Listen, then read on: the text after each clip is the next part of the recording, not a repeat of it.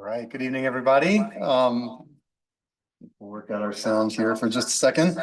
First thing we have on the agenda tonight is our students of the month. So I'll stand here and call you up one at a time. And if your name's called, you can come stand next to me.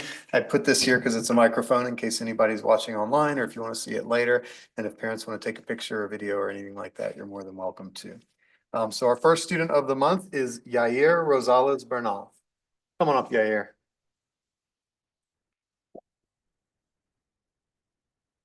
All right, tell us a little bit about yourself, Yair. What school do you go to? I go to Christian Wember Elementary School, Great. What grade are you in? 4th grade. Awesome. Well, I'm going to read some nice things that your teachers said.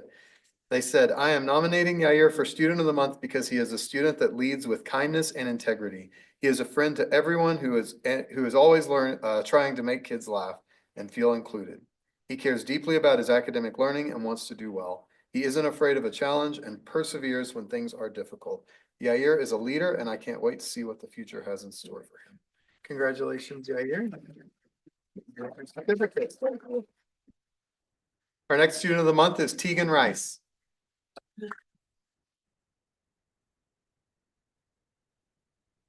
Hey, Tegan.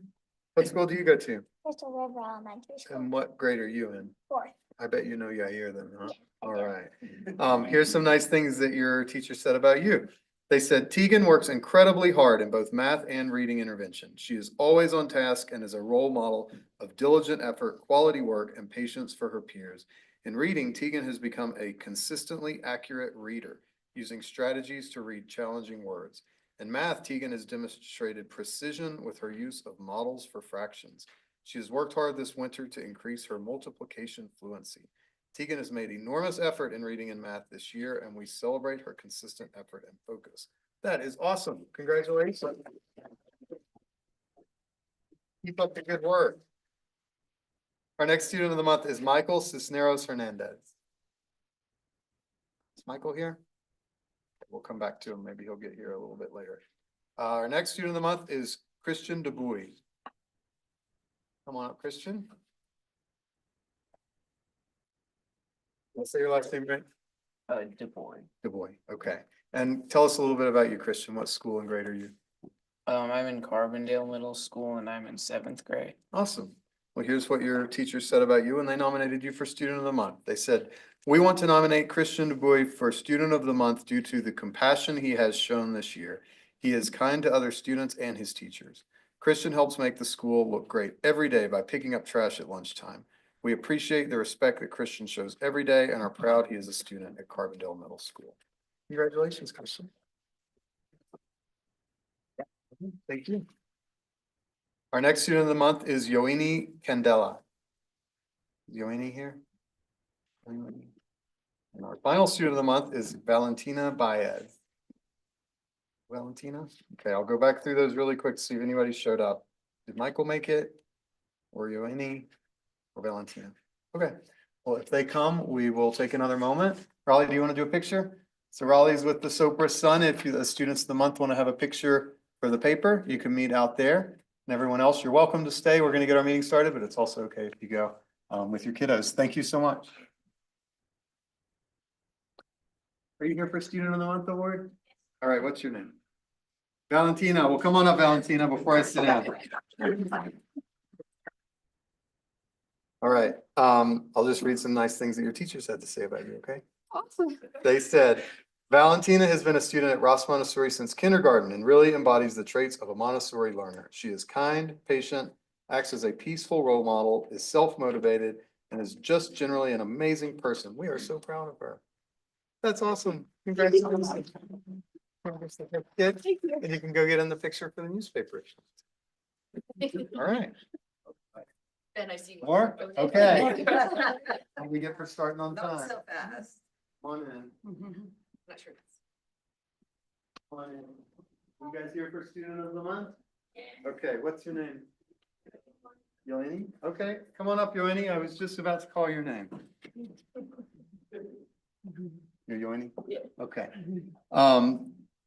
What school do you go to and what grade are you in? Ross Montessori, I go to, I'm at Ross Montessori, What grade? At 7th grade. Okay, well, here's what your teachers said when they nominated you for Student of the Month. They said, Yoeni has been working really hard this year to make sure he is achieving at his highest level. We are proud of him. We're proud of you too. Congratulations. Okay. And Raleigh's gonna take your picture out there to be in the paper if you want to do that. All right. Michael didn't make it. Okay. Well, I'll hold on to this.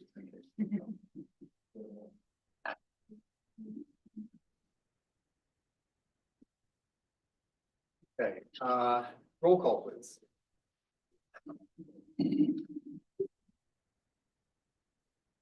Messig. Here. Cripps. Here. Laird's excused. Montemayor, Here. Robeson, Here. Mayor. Here. Yeah, Quorum. All right, thank you. Next item is the consent agenda, which consists of approval of the meeting minutes from April 22nd, local liquor license authority items for Carbondale Bike Project, Thunder River Theater, Beijing Tokyo, Izakaya, and Fat Thai. Accounts payable for May 13th, Carbondale Aquatics Facility, prime contract change order number 12, alternate number 2, non-plumbed aquatic play elements, North Face Bike Park Maintenance Contract with the Jump Doctors, approval of new environmental board applications, and Bike Ped and Trails Commission reapplication for Matt Gorick. Any items to pull for discussion or questions? I had one on the, maybe we pull it and I just want to talk about it. We have a applicant for the environmental board who works for our waste haulers. We have a pretty good big contract with them. And I just didn't know if anybody else flagged that and wanted to talk about that Okay, separately, if there were any concerns. And Let's- Chris. let's do that. Let's pull that for discussion. And I'd also like to pull Matt Gorick's application for reappointment because it's incomplete for Bike Ped Trails, and we can talk about that as well. Okay. Any other items to pull? Anybody want to make a motion to approve the remaining items? I would move to approve the remaining items that we haven't pulled from the consent agenda. I'll second. Okay, motion by Erica, second by Jess. All in favor, say aye. Aye. Aye. Erica, do you want to say anything else? Yeah, I just was, so he works for, what is it, Mountain Waste? Which we have a pretty big contract with, and I just wanted to, as we asked the E-board to weigh in on what to do with bag fee funding and some of that, I just wanted to just check in with everybody to see if, I don't think we have a specific policy and it's not like he gets money from that, but he lives outside of town and then would have a pretty big influence on the environmental board. Potentially, I don't want to assume the influence, but just wanted to check in with if anybody else was concerned or anything, or hear if what the E-board had said. Yeah, that didn't come up in the environmental board Okay. meeting. I think they were pretty psyched to have him. He seems very Right. competent, and there didn't seem to be he did mention his background, obviously. And I think he's also a member of the Basalt Environmental Board Mhm. as well. They don't have a single hauler contract though, just a different, Yeah, slightly different. but I think. Okay. I'm glad you brought it up. I think it's worth I guess acknowledging at least. Mhm. He can always recuse, right? If it's something Yeah, that they're voting on there that's directly. for sure. Yeah. And there's and I want to acknowledge, there's lots of our commissions that have experts that have stuff that come in front of us and stuff, but yeah, I just wanted to check in on that one. Yeah, and I would just say I shared that concern. I'm also open to appointing him if that's what the board wants to do. Yeah. But I know that there's been a lot of discussion on that board over the years about waste diversion. He has a vested interest in that. There's sometimes been some tension between the main composting company in town and the main waste hauling company in town, and I just don't want that to become what the E-board's dealing with. But if the E-board was supportive and if other trustees aren't concerned, we can do that. Should we make a motion on that one? If somebody wants to make a motion again. All right, I would move to approve the E-board application for Doug Goldsmith. A second. Okay, motion by Erica, second by Christina. All in favor, say aye. Aye. Aye. Any opposed? Okay. And then I pulled Matt Gorex largely because it's incomplete. He didn't take the time to kind of answer the question. And that happens sometimes where people feel like it's just sort of automatic. And I want people to realize it's not just automatic, just like if any of us, our term is up and you won for reelection, you got to get out there and do it. Well, it says new It says appointment new only. appointment only on it. Okay. I think there were some concerns raised by staff during the MAP process about interactions with the consultant and other boards and commissions and sort of the tone in some meetings. I had reached out to Matt and asked if he'd be willing to talk to me about some of that. He said he would. I want to make sure that when we, appoint people, especially in leadership, who kind of take leadership roles on these commissions, that they have the positive tone and inclusive tone that we set here at these meetings. So those were my concerns, but again, I'm open to moving that forward now or at a later date. But I didn't realize that it said new appointment only, so thank you. That makes the application complete. What's that? Okay, no, but that's fine. I didn't see that.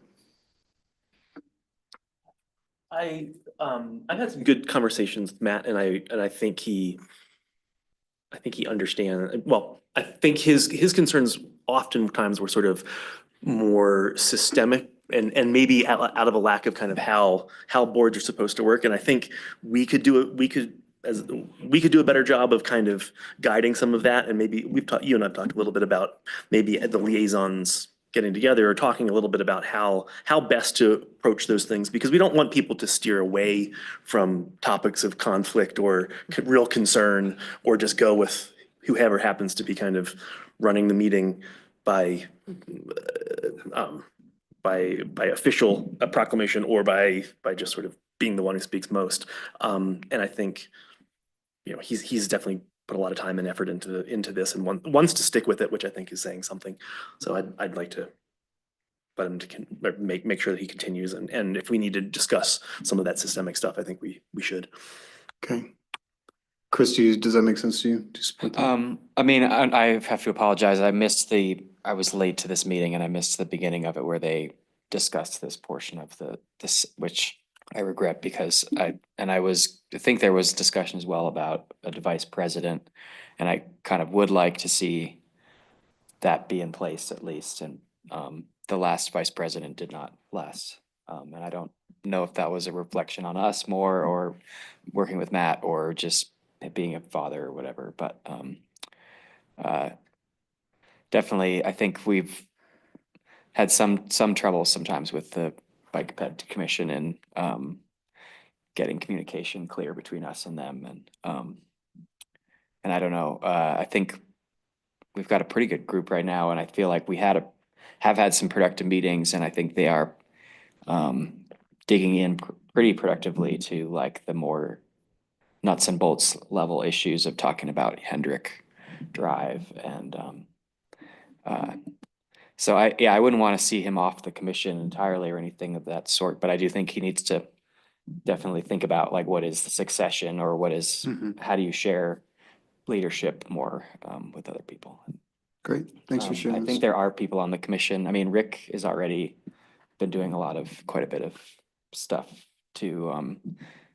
But it is hard. I know that he's shell shocked to some degree by other people who've come in and left over the time, and somebody who's willing to stick around is worth a lot in a lot of cases, because these commissions do have great people who come, but they don't have time, and then they aren't that useful because they didn't actually have any time to contribute. So I don't know. Yeah. Okay, do you want to make a motion? Yeah, I'll move to reappoint Matt to the Bike Ped Trails Commission. I'll second. Motion by Chris, second by Jess. All in favor, say aye. Aye. Okay, motion passes. Thanks, everybody. I just would kind of reaffirm that I think we got to take that responsibility of appointing these seriously and not just rubber stamp things. And if you have concerns, be willing to bring it up. And it's tough because we're a small town and we want to all be nice to each other. And it's really tough on the boards and commissions themselves when somebody's up for reappointment. But if we feel like there's a tone or a interaction that's not what we expect of ourselves, I just think we need to talk about it and be willing to do that. So I appreciate that conversation. Next item on the agenda is public comment. If anybody's here to comment on something not on tonight's agenda, you can just approach the podium there and need to turn that mic toward you and you'll have 3 minutes. Please address your comments to me and start with your name and generally where you live. Carbondale is fine if you live in Carbondale. Hi. Can you turn that mic toward you there, Fred? Thank you. Got it? Got it. Fred Porter, RVR Carbondale. I know there were a bunch of items on the agenda about the pool. I wasn't quite sure where this fit in, but I just wanted to bring up again the potential for noise complaints and issues from the heat pumps there. And I really think that we should retain a noise, sound, vibration consultant to make sure we're doing everything that can be done to minimize those before they're installed and instead of waiting and responding to complaints, which just doesn't seem like a good approach. I did send an email to some of you a few months ago about a compressor noise problem in Basalt. One way they addressed that was to put a blanket on the compressor. But again, that was a few months from installation to being done, and this thing will be installed and running in the summer, and it's potentially all summer before anything gets fixed. So we've got donors that might be disappointed if the public, neighbors are annoyed somehow. And it's not like we're getting a bad heat pump or anything like that. It's essentially the only one available in the United States that can do this duty. Much more sophisticated units are available in Australia or in China, but we have a variety of difficult hurdles for HVAC and plumbing manufacturers from overseas to get into the United States. So I kind of hate being right. I would hate being right in this case. Most recently, I put in a note on the energy code update that said we shouldn't reference Energy Star as a criteria for cold climate heat pumps because it might be going away. And voila, here we are this week. Energy Star is probably going away. So we should just roll our own on that one and put in our own cold climate. But anyway, so just a worry that I have that it might make the whole heat pump electrification thing look bad if it doesn't go well. So Thank you, Fred. and I would have waited, but I have to do things for a trip tomorrow also. So That's okay. Thank you all That very was much. the right time because there's not public comment on those. So thank you. Okay. Anybody else? Go ahead.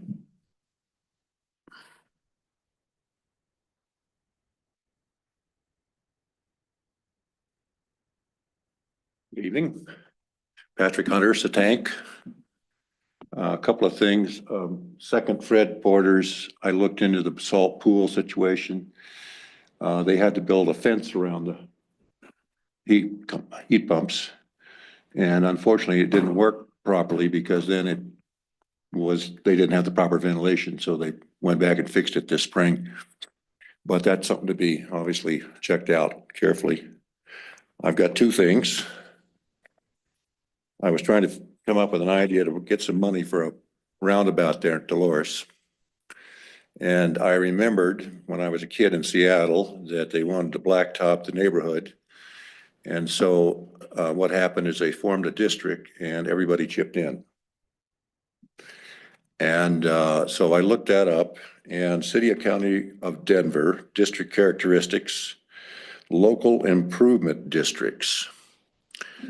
And so that's a chartered area And so apparently that would be available under the state laws.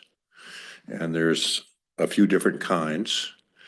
But I envision that a district might include a tank, the KPUD, the community school, maybe CRMS, maybe the Chester's Restaurant, and so on, so that we create a local district that would be assessed in order to raise the funds to do the roundabout. That's item one. Item two, I've emailed in before on this, but I did some research and I was wondering why we weren't getting sales tax from all of the mini storage units in our community. And as it turns out, there's the taxation rule for Carbondale means that anything that's rented for less than 30 days does not pay a rental tax, sales tax. That could be changed. And I think that we've got quite a few, I don't know what the total count is, but there's quite a few mini warehouse. And, you know, it could be a nominal few bucks a month or something like that, but it would produce some income, which in turn we could use to do some bonding. Okay, thank you. Sound interesting? Thank you. Anyone else? Yeah.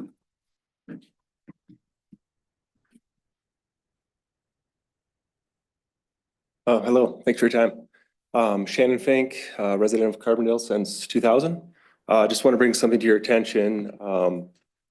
There's been quite a few ISP outages with Xfinity north of town.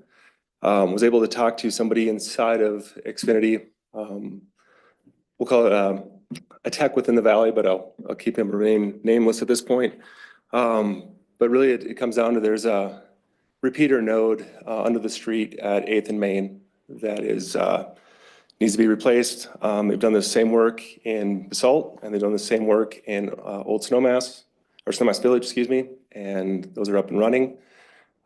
They did come up with clients affected. As of last week, they're at 567 in our community. This has been going on for 100 days. It's been degrading since then. I did hear that there was a contract out there to have this repair done when the roads were of thaw, so April 1, but that contract was held. I heard of some kind of road repair bond, but I don't know the full details of that.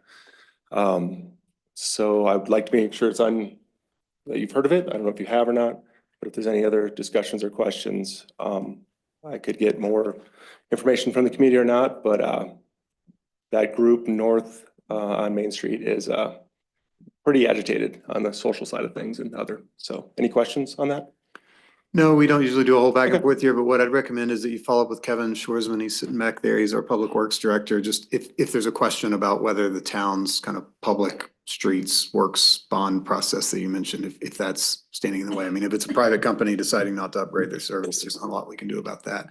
But if you want to check in on what's the town's role, Kevin would have better answers than we would. Excellent. Thank you for your time. Thanks for letting us know about it. Okay, anybody else like to address the board on an issue tonight? Is there anybody online for public comment? Okay, great. We'll move on then to trustee comments. Who'd like to get us started? We'll just go around the horn. I could start. I have a couple. The Latino Advisory Board met on May 5th. And we had public comments. A lot of people from the mobile home park here in Carbondale spoke to just the benefits of having the mobile home park. And if they do go with this rock, if, you know, we could support them in any way. And it was really interesting to hear the stories of a lot of the people who live there, the 64 residents, there's 65 children there. And so, yeah, so just staying and they're just going out and speaking and letting people hear their stories, which I think is great because hopefully if they go with the Thistle Rock, they might come up to municipalities and ask through Thistle Rock. So it's good to hear their stories. And then we did receive an application from a person, and I believe we're gonna be presenting it to the board soon. So that's good. We're seeing more members apply. And we were gonna set up a visit because they're interested in doing parks visits. And so we talked to Anna about maybe renting a van and on one of the days plan a visit at least to the riverfront court because the riverfront park. Probably I was the only one in the whole meeting that had been to the riverfront park. So I was surprised there was about 20 people there. So just kind of putting that out that it's a public park and we should go. The signs are in Spanish. So that was, I thought that was informative for everybody. And it was surprising that they just didn't think it was a public park. They just feel like not welcome. So getting the word out is important. And on May 6th, I was in a meeting for the Third Street Center and all is good with the Third Street Center. Of course, they're trying to just do improvements for the community hall, which is good because that's one of their biggest rooms that they rent. There's no vacancies in there right now, so that's good. There is a wait list for the rentals in there, so all's good with the Third Street Center. And then on April 24th, I did a Carbondale tourism meeting. And the big thing is we're just strategizing for a 5-year strategic plan. And we're all getting involved in it. It should be good. I'm excited because there was a lot of surveys about the tourism in Carbondale.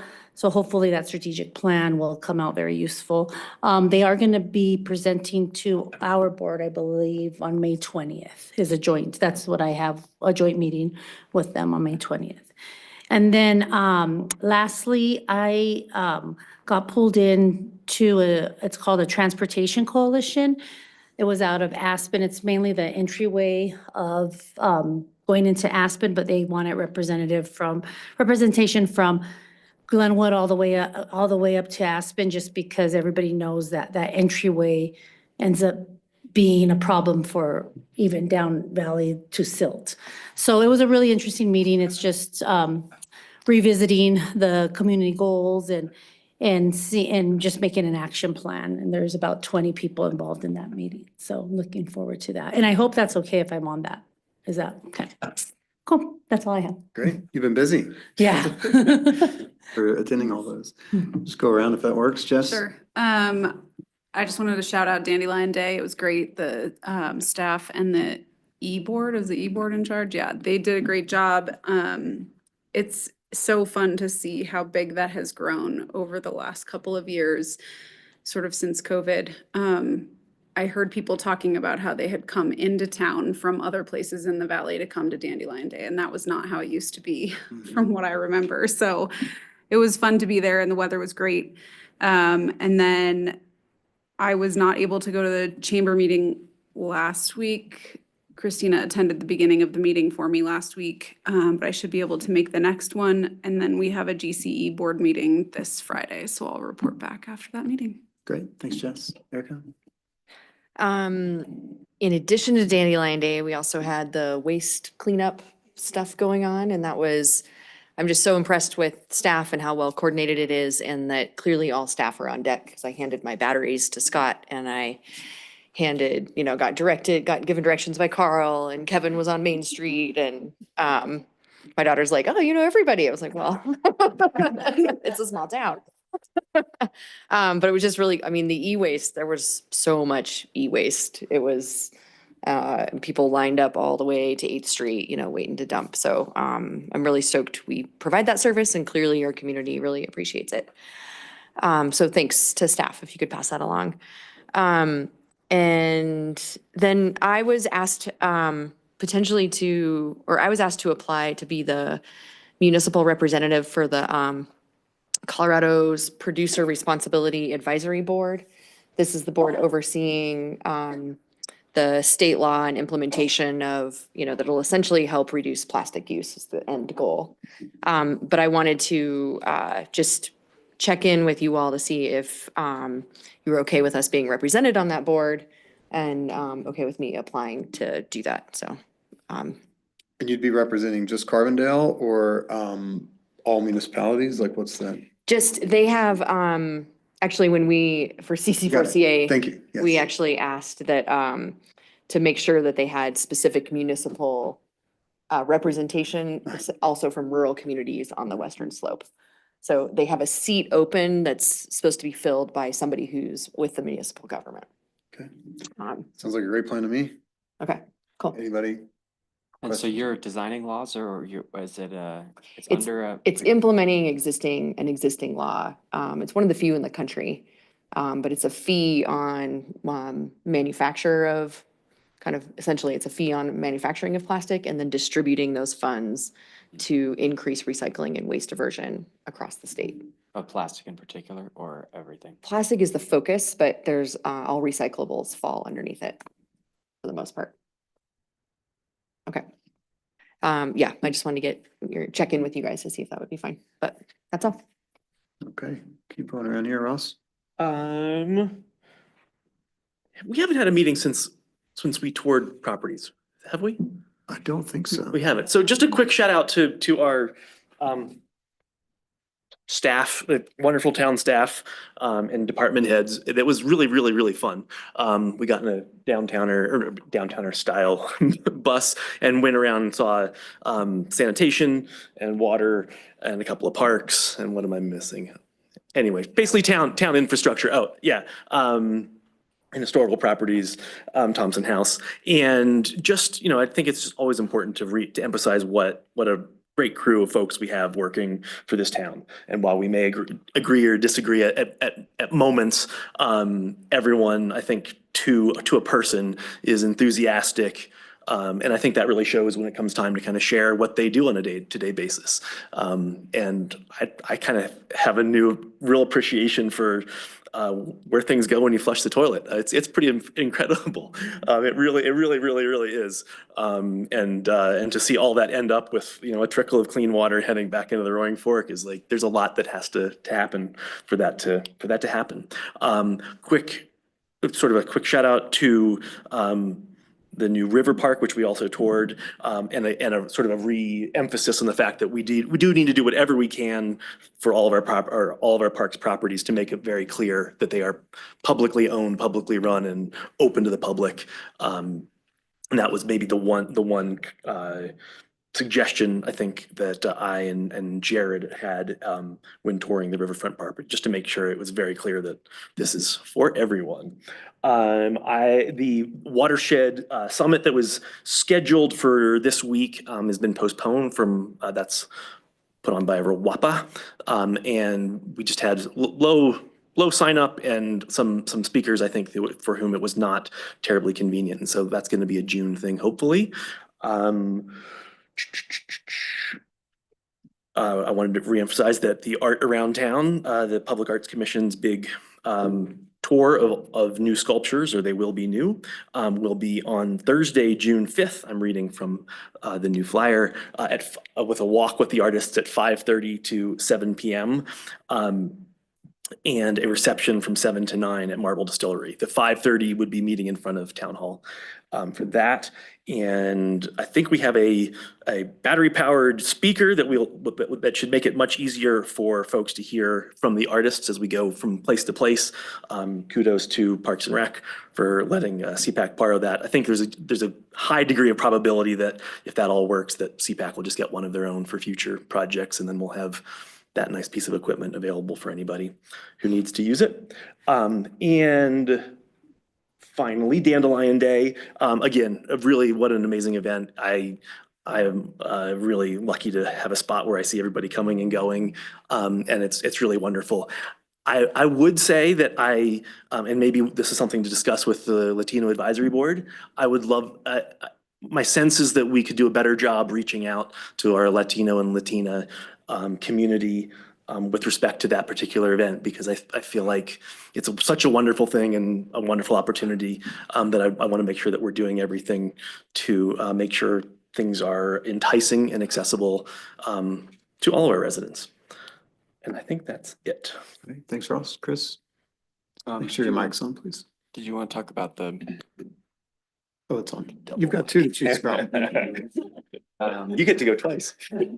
NBC News. I have no idea what I was going to talk about now. Oh, the Insana cycle. Did you want to talk about that? Is that Oh, is that still Just a, brewing just a or- head, if you don't mind, yeah, if you just a heads up that the Public Arts Commission has one of our newer members, Frank, so a neighbor, has worked, I'm drawing a blank on the artist's name. But the Insane Cycle, which is the crazy cool piece of art that was in front of the co-op for a while, the very large thing, that we have essentially, I think there is a donation or slightly more than a donation in the works for that piece. And I think the Public Arts Commission is very excited to kind of bring that home and have that somewhere here. There's things in the works. It may come in front of us sooner rather than later. But if anyone doesn't or has a problem with that, let me know. But otherwise, hopefully we can kind of pass that through and get that back here in Carbondale. Yeah, so I did go to that I did get to a decent amount of that Bike Ped Trails Commission meeting, and I do feel like they are making good progress with just working with Kevin on sort of the more nitty gritty of like what streets are we starting with. And I think, as hopefully you're aware, I think Hendrick is kind of the biggest first focus. And I think it's gonna start with striping and pretty like basic things at first. It's not gonna be permanent by any stretch, but hopefully that'll give the Public Works some sense of whether things seem to work or what. And so I think that's the number one priority with sort of Cypress Avenue, South 8th, that sort of zone in there sort of being the second priority. And with this sort of lighter, quicker, cheaper stuff, I think it can go up pretty quickly, but people should be aware that it's going to be happening, and it is a pilot. So it's clearly about getting feedback from people. So people should give their feedback if they have feedback. And so, yeah, and I think those are kind of the main areas to begin with, but they're also sort of working on the corridors in general, I would say, and sort of what are the next ones that might want to some basic striping of a bike lane or changing of parking slightly or something, or just ways of narrowing and stuff. So sort of exciting to see that stuff hopefully be getting into motion. Otherwise, just, yeah, echoing the comments about Dandelion Day, just beautiful, chill, wonderful day. But I appreciate your commentary too there. Yeah, had a great time with the KDNK 10. I think we had a record day, so that was good for us. And we will be having a movie night on Thursday if people want to go to the Crystal. So that's coming up. Otherwise, I think that's all I have. I guess I would just say I appreciate Pat's comments about the local improvement district and the mini storage stuff. Of course, those are things I think we talked about the district concept potential a little bit in that financing discussion. And I don't think we should rule that out as a possible way to think about 133, and maybe all properties adjacent to it might be subject to something that helps us finance it a little bit more. Okay, thanks, Chris. I'll echo what people said. I made it to the second half of Dandelion Day, which was great. The waste diversion day, my family was able to drop some stuff there because I was coming back that morning. Appreciate that effort from staff. I know that that's a huge undertaking. And First Friday, we've had one of those since our last meeting, and that was really good too. So it's been a few weeks. I attended the Rafter retreat along with Colin last Thursday. The board does an annual strategic planning retreat for most of a day in here, and it was a really good example of how that kind of thing can be run, and the power of a strategic plan to kind of keep a board and staff focused. And it was a really good opportunity to interact with staff and board members. And what the basic way they did it was they said, here's our strategic plan, and here's 3 other things that the board has brought up and staff has brought up and the public has brought up, 3 specific things. And the question was, do we want to prioritize these? And if so, where are we going to sort of prioritize them within all these other priorities? And I think that that's really kind of a disciplined approach to not just we're going to keep heaping on more and more and more. But one of those that had the broadest support, just so you're aware of sort of where RAFTA might be heading, is RAFTA moving into a role of kind of the go-to agency for transportation planning for the region and the valley in particular. Right now, you know, they're limited to, they're kind of the bus company and the trail company. So when it comes to other types of getting people around questions, all these other groups spring up, and sometimes it can feel really disjointed between the counties, the municipalities, groups like the EOTC. So we don't really know what that'll look like, but it was enough to get the board's input that yes, let's explore what that could look like and bring it back. So that was a good day. And does that end up pulling the e-brakes on this like transportation management organization in Glenwood then, or say this 21st Century Partnership for Transportation or the EOTC? It does seem like a little bit, like it would be nice if RAFTA, I feel like there was some of those things mushroomed up because RAFTA was focused on being the best bus company or whatever. But if they are willing to do that, then it is like if everybody else should move out of the way, I feel like. I think that would be part of the ultimate, where things might head. But those are some of the reasons, exactly what you said, Chris, that like, it's clear that there's a void here in kind of the leadership, planning and transportation, and therefore these groups have to spring up.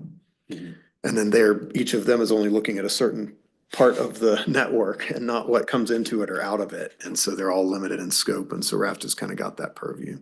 Then, did they talk about some of their funds being frozen, or There was some of the federal funds related to the Glenwood Maintenance Facility expansion are currently frozen. So they're navigating that, figuring it out day to day. But yeah, it's not, fortunately, RAFTA does not depend on federal funding to a large degree. There may be some small amount, but for day-to-day operations. But for, they mostly use federal funding for big grants to get new buses and to build new facilities. So that's fortunate that they can keep operating.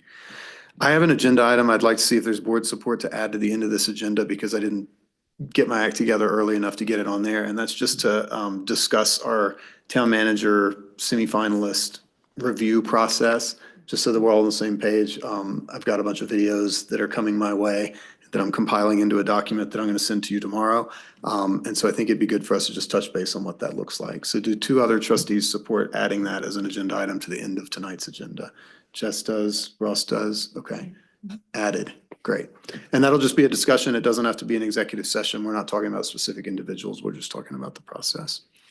Okay, any other comments that got missed? All right, thanks everybody. Lots of good work happening out there. Let's move on to attorney's comments. Okay, thanks, Mark. Manager's comments, Lauren? And I think we have a student too. Oh, sorry, I wrote that right here. Student. Did Michael Cisneros Hernandez make it? Okay, meet me up here by the microphone. I'll come read to you. Didn't mean to cut you off, Lauren, but We got priorities. Here, Michael, you can stand out here with me. Got that light. So, here's what your teachers had to say about you, and they nominated you for Student of the Month. It said, Michael is a compassionate, thoughtful, and respectful student. He tries his best and has shown great improvement this year completing work. He always puts his best effort into the task. Michael is a great friend as well. Congratulations on being chosen for Student of the Month. Congratulations.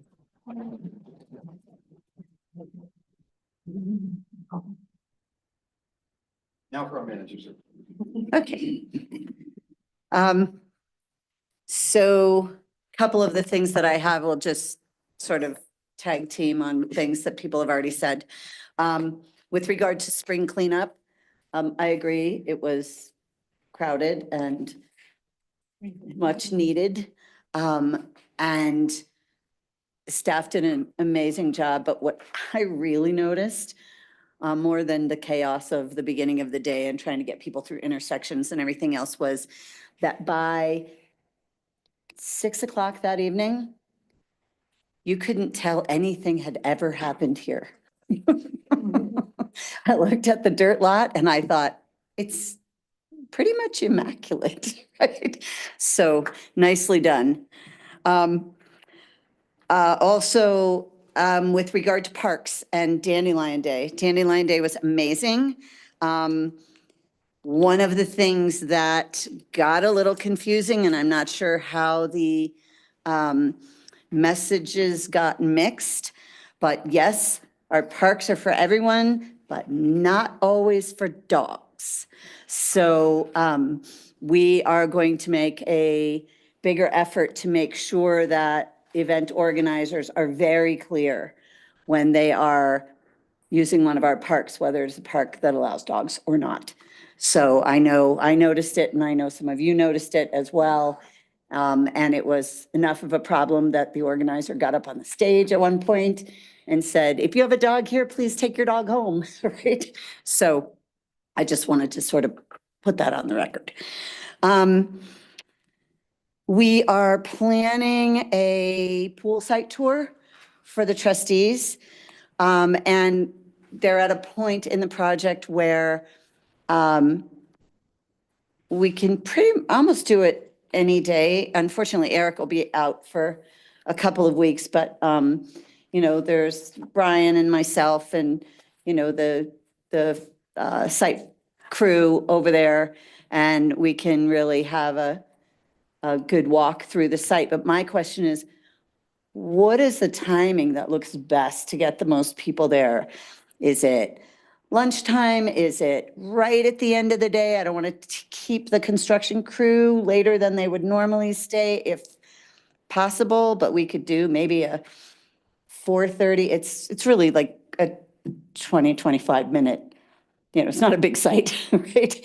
But I wanted to get a feel from the board before I went and scheduled something with A.D. Miller. So, and I don't need an answer for that right now, but if you want to think about that and just give me an idea before you leave tonight, I can see what I can do about that. We have a few finance director applications that have come in. Our finance director application period ends on Monday, the 19th. And then hopefully we will have some good candidates and be able to move forward with that. But I just wanted to let you know where we are. We do have a former finance director that I will be speaking with tomorrow. No, it's not Christy. But,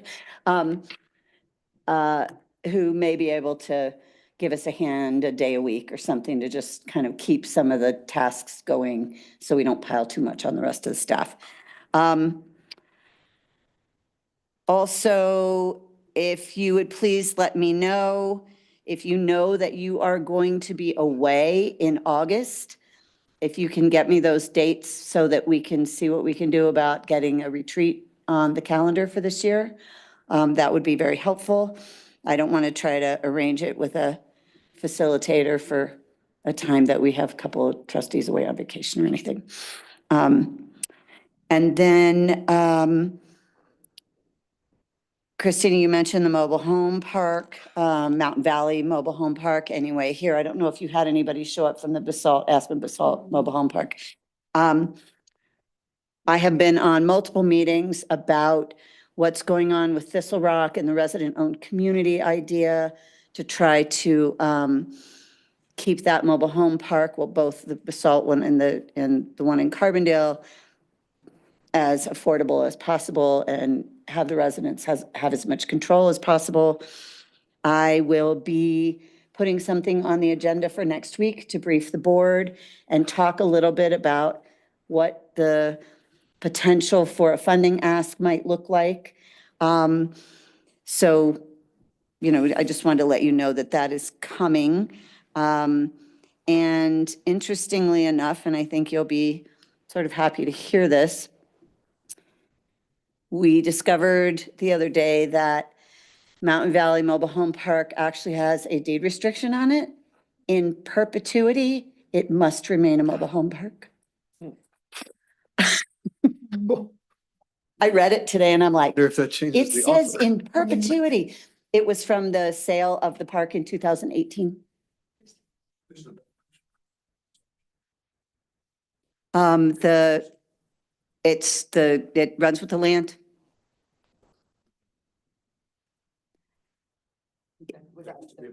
Like, who can enforce it? I don't know. I didn't read it that much in detail, Mark, but I was very surprised and I was looking at it, and I know lawyers have looked at it and said, no, this has to say a mobile home park.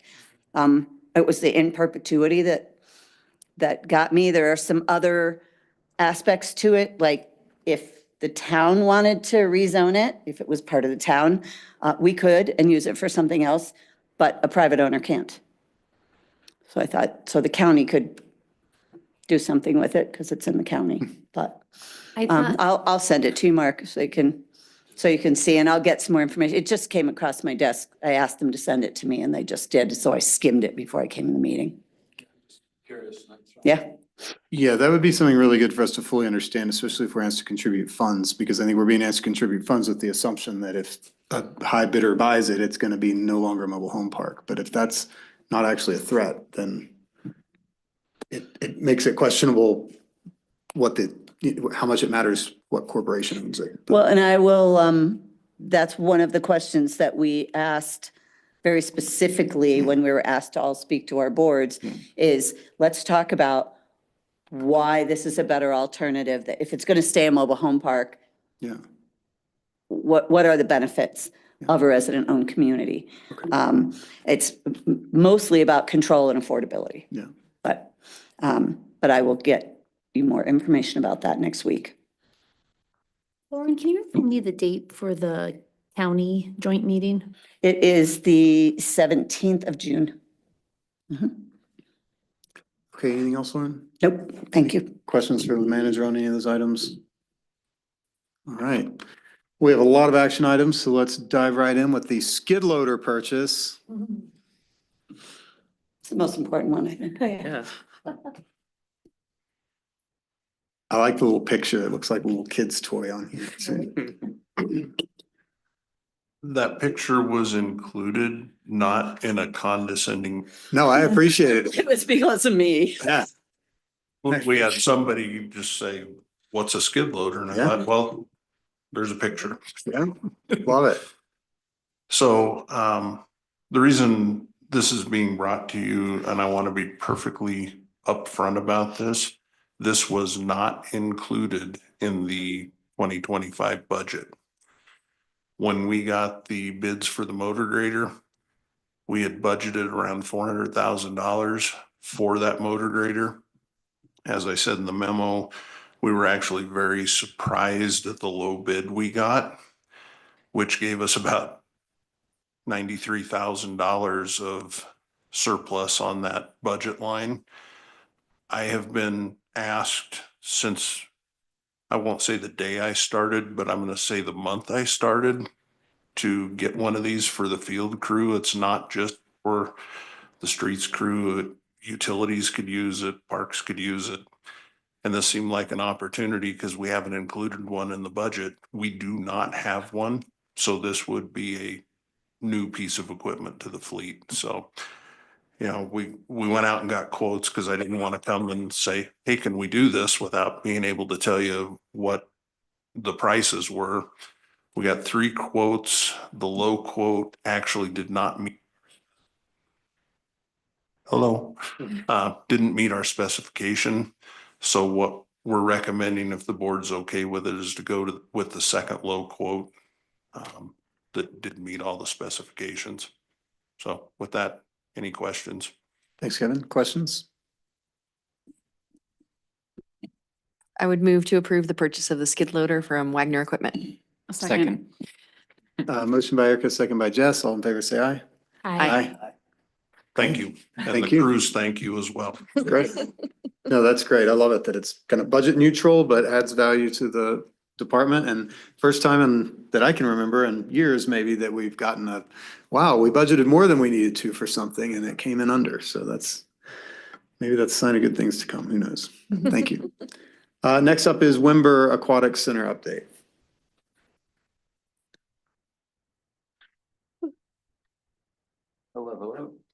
Hello, thanks for being back with us tonight. Yeah, we had turned that around for our students of the month, so you can swing that around. Mayor Ben, I've got to tell you a story before we start. You have a doppelganger Okay, from San Diego that was in Lunch Loop's trailhead parking lot last Saturday. okay. And I approached him confidently and shook his hand. And he said, well, no, I'm from San Diego, but I'd love to be the mayor of Carbondale. That's awesome. But it was uncanny. That's funny. All right, I'll have to look out for that guy. I guess I'll kick it off, guys. So, you know, I met with you several weeks ago, did the roundtable, asked the questions, tried to cater something that would answer your questions, give you the insight you needed. And I want to preface this by saying that, you know, a lot of trustees came in halfway through this project and the information that was being shared by Wember, I would have asked the same questions, right? So I just want to say I empathize with that. You know, the last update we did was a briefer version, not as much information. We got asked for more information, so we may have went over the top this time, but we wanted to tell the entire story with the feedback from the trustees. So hopefully this is an effective tool. Obviously I can go through line by line, but I think just going through the story, First Amendment, you know, in July 24. Which page are you on there? Oh, I'm on the first page. Okay. Just that first table. Gotcha, Yeah. thanks. Yeah, because it was, you know, how did we get to the original budget? And that was pre-construction services agreement, Amendment 1 and Amendment 2. And if you go to the next page, trustees, the first Excel table on top tells that story, right? So the pre-construction services agreement, 24,100. And, you know, for the benefit of the group, I can briefly describe what a pre-construction services agreement is. And it's a lot of the times there is a project, design is underway. You partner with a general contractor early on to say, hey guys, we need your input. We need pricing as we develop the design to A, identify options for cost savings, B, just see where we are in the cost of the project, and B, help guide the final design to where we need to be in the budget. We've identified obviously a long time ago that the bond measure wasn't enough to fund the project, but the pre-construction services were still valuable. So Amendment 1 was a partial GMP, partial being we identified that if we don't stop now, the potential for costs to continue increasing were real, right? So Amendment 1, there's a bigger description of it later on, but that was earthwork, excavation, pool decks, all of the subterranean stuff to get the project going while a design was completed. For the rest of it, we identified what we could include, ended up including everything, the pool house, the spa and all that was all captured in Amendment 2. So that was the final GMP, and that's what got us to that, you know, the original budget. That was at 10,672,948. And then since then, we've approved some add alternates. The approved change in the budget is the 693.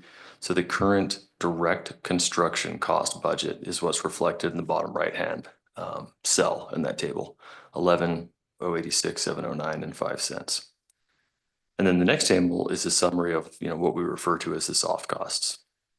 Soft, but vitally important, right? Design and engineering, the owner's requirements, permits, furnitures, fixtures, and equipment, technology, and then the contingency that we are carrying as the owner. So that's the summary, and that, you know, total project cost equals total owner funding commitment at this point.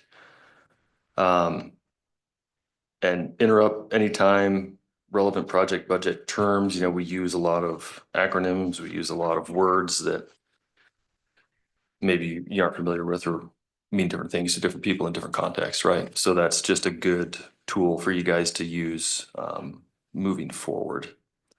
So page 3 of 6 is, you know, we spoke a lot about the alternates. Here's the recap, the descriptions on the alternates, what was approved, right?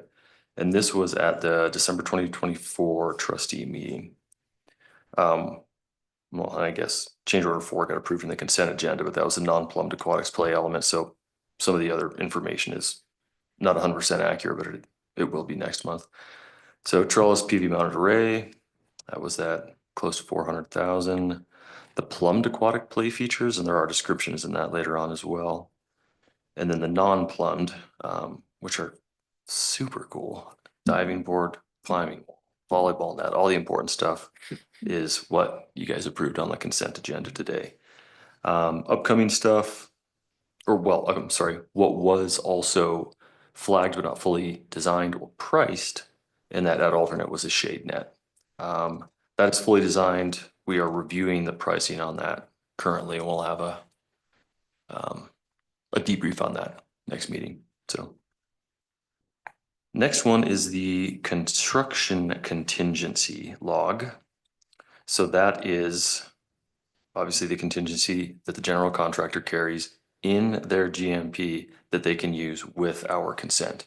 You can go back to the details and definitions if you need to, but you know, we've went through this before, but here's the story with more detail to back it up further on. Looking really good, healthy balance, you know. I know Trustee Jesse, you were asking about just what other risks and exposures do we have coming up, and honestly, getting out of the ground, especially the ground that deep for swimming pools, was a huge hurdle. And that's where I personally, in my professional experience, have seen most of the risk, financial risk, just for all of the unforeseen conditions. And we're backfilled with very few exceptions, and some of the piping areas we're out of the ground. So I'm happy about that. Actually, should start coursing up walls after we pour the slab pretty soon. Some of the pending stuff. Solar subcontractor premium after the design was complete. Radon mitigation, wall hung toilets, sewer scope, sewer excavation, hard rock excavation, and then the balance of the winter conditions, which I'm disappointed we don't have those costs from AD Miller, but it's not going to exceed 15,000. All right, and here's the big list. We made it small, now we made it big again. There's a lot to it. So it tells the story, but I think oh, I'm sorry. I kept referring to information that you don't have. We spent, when I say we, me and Tammy and Eric and Lauren, thank you, Lauren, and everybody else, just went through just the whole budget, went through the whole backstory, got all the information. We have a massive packet of really specific, detailed information on every single change, why it was made, when it was made, and the value associated with it, that I'm happy to share outside of this meeting or at the next meeting, or not at all if you guys are comfortable with the information we're presenting tonight. Just let me know. Okay. Okay. And then contingency items in consideration. So this is where I referenced that this table is no longer accurate because consent agenda approved CO4. The shade net we talked about, pricing under review. So we have underwater pool lighting, adding 6 lights because of just design development and consideration and input saying, you know, we think 6 more lights would be more valuable and make a safer environment. Site lighting, same rules apply. Site cameras, same rules apply. Just say site security, safety, and making sure the community's safe using the pool or feels safe. And yeah, with no exceptions, there's no reason why we shouldn't have that completely priced out for the next meeting, guys. Update, I already gave you a brief update, I suppose. Everything's backfilled. Most of the piping has pool specific distributed water piping and clean has been plumbed into the pool house, backfills in place. They're starting to do shallow utilities. So site electrical, irrigation, some of the hose hydrants and everything throughout the site. It's such a small site. It's so complex because you have these utilities this deep, then you backfill to this height, then you run these ones, then you do your shallows, then you do these ones. So it's such a layer cake approach to bring the site up to grade, but it's getting really close to completion. So dry wells are in, wet wells going in soon. And yeah, generally speaking, it's moving well. It's in good shape. Great. Okay, thank you for the update. Yeah. I'm sure we have some questions. Who would like to start? And we're gonna have a whole funding update. I think it is good the way that we separated this now and we're all clear, like, Wember's gonna tell us about the costs and the construction, and then our staff's gonna tell us about how we're paying for it. And I wanted to make sure everybody knew Brian Freilich. Brian. He's our, health and wellness and aquatics coordinator. And so just wanted to share with you, when we brought him on board early, which is great, he had a great chance to look at the project. And as an aquatic manager, he worked for Snowmass and ran their pool system. So he really brought in a good insight to somebody who's been on the ground in a pool environment and really looked at the underwater pool lighting, the additional site lighting, the exterior site cameras, what type of visions we were gonna get from that. And that's where some of those changes came to that original design, was from his experience and really what he wants to see and needs to see from those elements. And so they're all safety considerations of the pool. So that's why we wanted to move those forward. So thanks. And he's there to answer any questions. If you, I don't want to speak for him. But. Go ahead, Ross. So just on the lighting, do we anticipate the pool being open at dark? I'm just a little bit of explanation for non-trivial upcharge or unanticipated. Talk to us a little bit about that, just so we can feel better about it. Yeah, so my, in preliminary talks with Eric so far, my hope is that we can be open a later night, and then even with the way this pool is being designed, have the extended season. So most seasonal pools run your Memorial Day to Labor Day weekend. Very often they struggle to go beyond that just due to a variety of reasons. The pool is not built to do that, staffing reasons. But my hope is that with the opportunities for staffing through the valley, that we can bring in a good group, work with other aquatics coordinators to build that extended season too, and be able to have a pool that functions later in the day to provide, a nighttime activity such as kids night up kind of deal or something like that, or back to school events as we get closer to the school year starting up, or a movie night kind of thing. So things that would require the pool to have appropriate lighting around it for safety for the lifeguard, for patrons to utilize it, and then being able to see clearly into the pool too. One of the considerations with the underwater lights in the pool is that if we do have a cloudier day or a darker day kind of deal, visibility might be hard pretty quick, and making sure that our guards can provide safe guarding for that pool and not have to close it down if we have dark clouds roll in that don't cause a thunderstorm but are providing heavy cloud coverage. Has that been an issue in the past? I've seen it before. It depends on what the surrounding environment is for the pool. I've, as we've had, when I was working at Snowmass, we had our pools were open year round. That when we started hitting Labor Day, it would get dark fast up there with the sun going behind the mountains, that we would need that extra light pretty quick. But existing previous pool for years past has that been an issue that we've? Yeah, the pool here? Yes. I don't know that Okay, answer. so that was the question. Yeah, we didn't have lights. Okay. Function. And so the only other question there, and I don't have any problem with a kids night out. But the reason we chose this space because over a space that was a preference for the community was because one of the noted issues was neighborhood disturbance.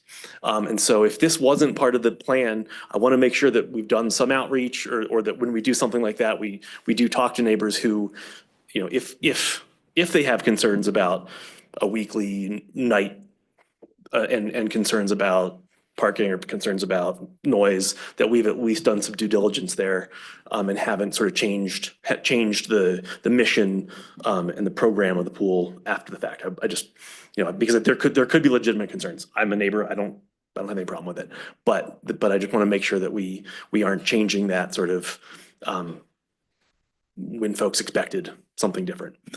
Yeah, and when we've been looking at the site lighting and the additions for the cameras too, we've been keeping in mind all the ordinances that are in place for the town too, so we would. Spill over especially? Right. Okay. So we'll keep those in mind as we continue to program too, and make sure that whatever we're programming with falls under those ordinances to make sure that we're not keeping lights on past that certain time. Okay. Okay, other questions? Do you have any questions? Okay, Christina, do you have any questions? I don't, nice meeting you, Brian. I don't, know about the budget, but, we had a public comment with the water, with the pump noise. Have we addressed that anywhere? Or in the budget anywhere? It's like Fred said, we've definitely talked to the engineers, with our project who, and when you can find out the decibel levels of these machines we're going to put on top of these air source heat pumps. And so we've talked about it, and he's right that we're going to we think that because they're on the roof, because they are blocked in with the roof itself, And where that noise is gonna go, we think it's gonna go straight up, and that's what the engineers have told us. So we don't think it's an issue. We have talked about mitigation plans if it is, though, so, no. And just for the record, if I can step in, I mean, the noisiest pool-specific heat pump is about 70 decibels. The ones we're getting are in the 40 to 45 decibel range. This is 45 decibels. It's like a conversational voice. So over a long duration, it could be annoying, but it's not, you know, a siren. Yeah, especially on the roof. So just wanted to make that clear. Yeah. I mean, it's the kind of thing that contingency's there for, but Fred's right also that we won't know until after the project's done. We might, when we get to that point, even want to hold, if we've got some contingency left, just say, let's hold that until the first season is done or something like that to make sure that that could be addressed. It might be worth it to get a noise consultant proposal to see how much it costs to have somebody look at this before we put it on the roof. Because yes, it's nice to hold contingency aside for once it's installed, but it's a lot harder to deal with that noise once it's on the roof. And it sounds, I mean, is that kind of what we've already done with the engineers? Is Well- that kind of analysis? So, yeah, I mean, there was an acoustic consultant on the project, but the acoustic consultant is more for interstitial space between space at ground level, right? But the engineers have given the acoustical consultant the noise from all of the mechanical equipment, including the heat pumps on the roof.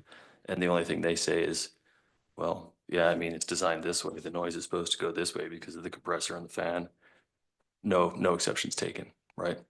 But there hasn't been a study to say if the wind's blowing this direction, yeah, you know. It just might be Yeah. worth finding out how much it is to get somebody to look at it and tell us it's gonna cost $10,000 for us to study this and give you an answer with a recommendation. And then we can decide if that's worth the 10 grand. And I'm just throwing a number out there. I have no idea how much this costs, but. Something to think about. Any other questions? I mean, I think to me, the big question is this the kind of report that we want to see going forward? We've spent the last 3 of these updates giving a lot of feedback to get to this. And so I appreciate the work that's gone into it and this was much clearer to me. Some of the large items in the contingency budget were still a little bit hard for me to track when we're moving whole GMP adjustments in and out, but if that's the way it needs to be done, I can track it now. And the only one I had a question on in the owner's contingency budget, on March 31st of 25, a $900,000 credit for town project funding adjustment. So I have the same question. Okay. And I think mine relates to where is that in what numbers make that up in our Okay. funding memo? Okay. So maybe I was gonna Okay. hold it until we get to there because they're gonna say, you told us to put $900,000 there. Okay, thanks. I can definitely live with that. Is that right from kind of Wember's point of view? Okay, okay. So we'll just need to track that on the next week. Thanks. Okay, any other questions or any other feedback? We'll see these guys again in a month and continue to track the project, but it feels like now we're up to where we are now. And we can keep going forward instead of continuing to look back at how did we get here? But this has been important and it's important that we understand it. I mean, I think acknowledging that we've had, CFO turnover, we've had all these things go on, we've had board transitions, and it has been hard to track, but this feels like we're on the right page now. Yeah, and moving forward, there'll be less, obviously, specific definitions of terms and more project-specific progress and more pictures. But for the financial reporting, we just want to make sure that we're honoring your expectations. And just that contingency status, then we've got $300,000 in the contractor's contingency, which is included in their GMP.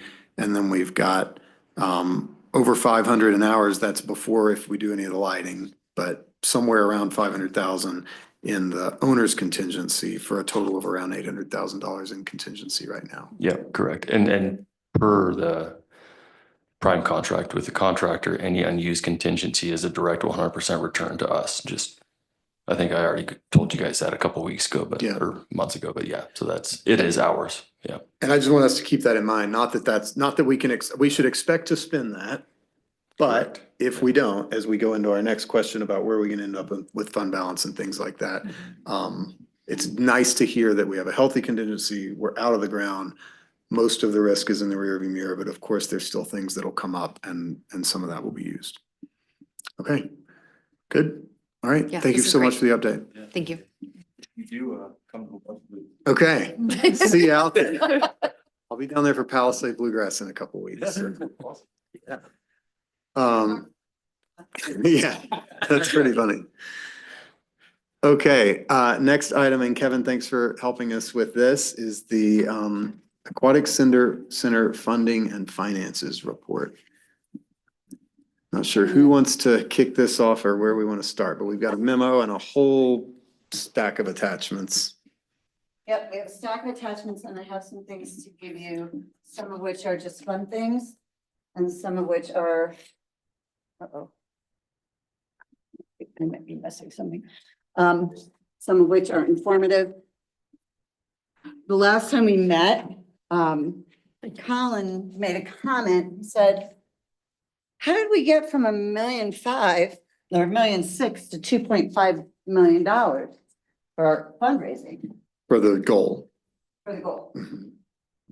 And I realized that since the long, we really talked about that you may or may not remember. So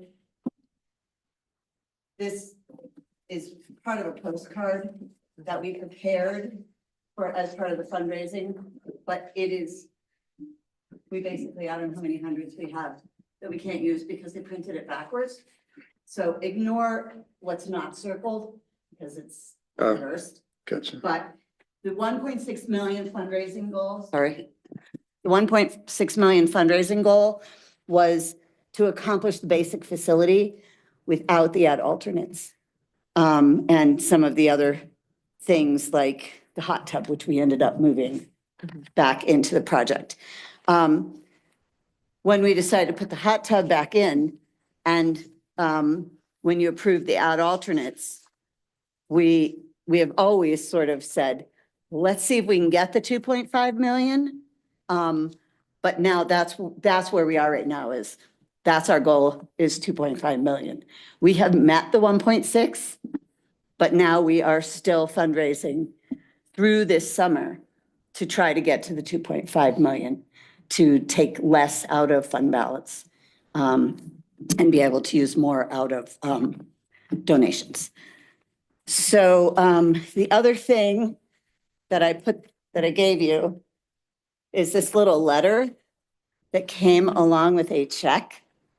And if it's all right, if you just bear with me for a second, it'll take me 30 seconds to read it. I think this is a good example of what this pool has meant to the people of Carbondale and why we are having success in fundraising. This is addressed to Brian, Brian here. A little note that said, Brian encloses a check to be applied as a donation to the fundraising campaign for the Carbondale Aquatics Center. My sisters and I enjoyed countless hours of swim lessons, swim team, diving, and just playing at our hometown pool growing up in New York. I am looking forward to this new community asset and hope that it brings many hours of memorable enjoyment to all children and adults in our valley. And then on the back of it is a picture of the author 55 years ago at her local pool. So that was just a joy to receive. And it just sort of warmed all of our hearts with regard to this fundraising effort, which is, as you all know, not exactly what we do as a municipality on a normal basis. So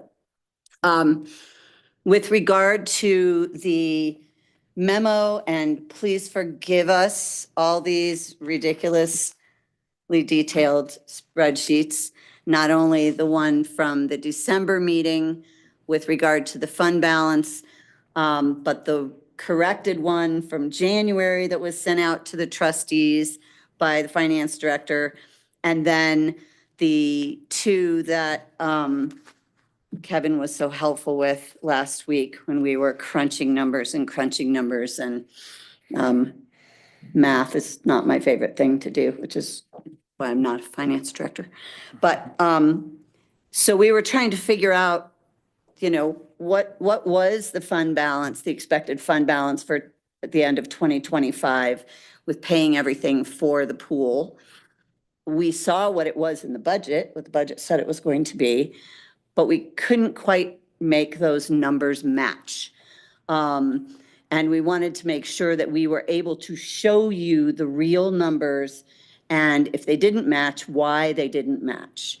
And what we finally came up with, what the January fund balance, pardon me one second, and what's in the budget was that at the end of December of 2025, the budgeted ending fund balance, excluding the pool project, was supposed to be $1,964,847. But when Kevin and I were doing the math on this, we couldn't really get to that number when we were looking at actual numbers. If we were just adding what was in the budget, it worked. And what we finally discovered was that at the end, when the budget was approved by the board in December, we had $5 million in the budget to spend last year on the pool, but we hadn't spent all of that yet. We had spent $1.5 million. So $1.5 million went into the budget book as far as the expenditures for 2024 towards the pool. And then we put the additional money, the 10.9 million or whatever it was, into the 2025 budget. But what we didn't realize was that even after the corrected fund balance numbers had come to the board in January, the town had received a bill, an invoice for, I believe it was it's on here somewhere, $2.8 million more that was credited to 2024 because it was work done in 2024 on the pool, but we didn't know it was coming. So that showed that we had spent $2.8 million more than the budget reflected in 2024, and that knocked the fund balance number off. So even though it looked like we were going to have, I believe it was 112% fund balance in the rec sales and use tax fund at the end of 2025, when we did the actual numbers, it came back to, we weren't going to have an extra 564,000 in there above what our fund balance policy was. We were going to have negative 56,000. So we wanted to do these two spreadsheets, which can only fit on one page if we print them really, really big, which is why I didn't print one for everybody, but I can if you want it in hard copy. And then really talked about how we got to these numbers and what else we expect to come in that will sort of take us back above our 80% fund balance policy with regard to rec sales and use tax. And so I hopefully explained that adequately in the memo. I don't want to read this whole thing to you, but I'm happy to answer any questions about what's in this memo, what the costs were that went into, the increase in the price of the pool project, and also, what's happening with regard to our fund balance.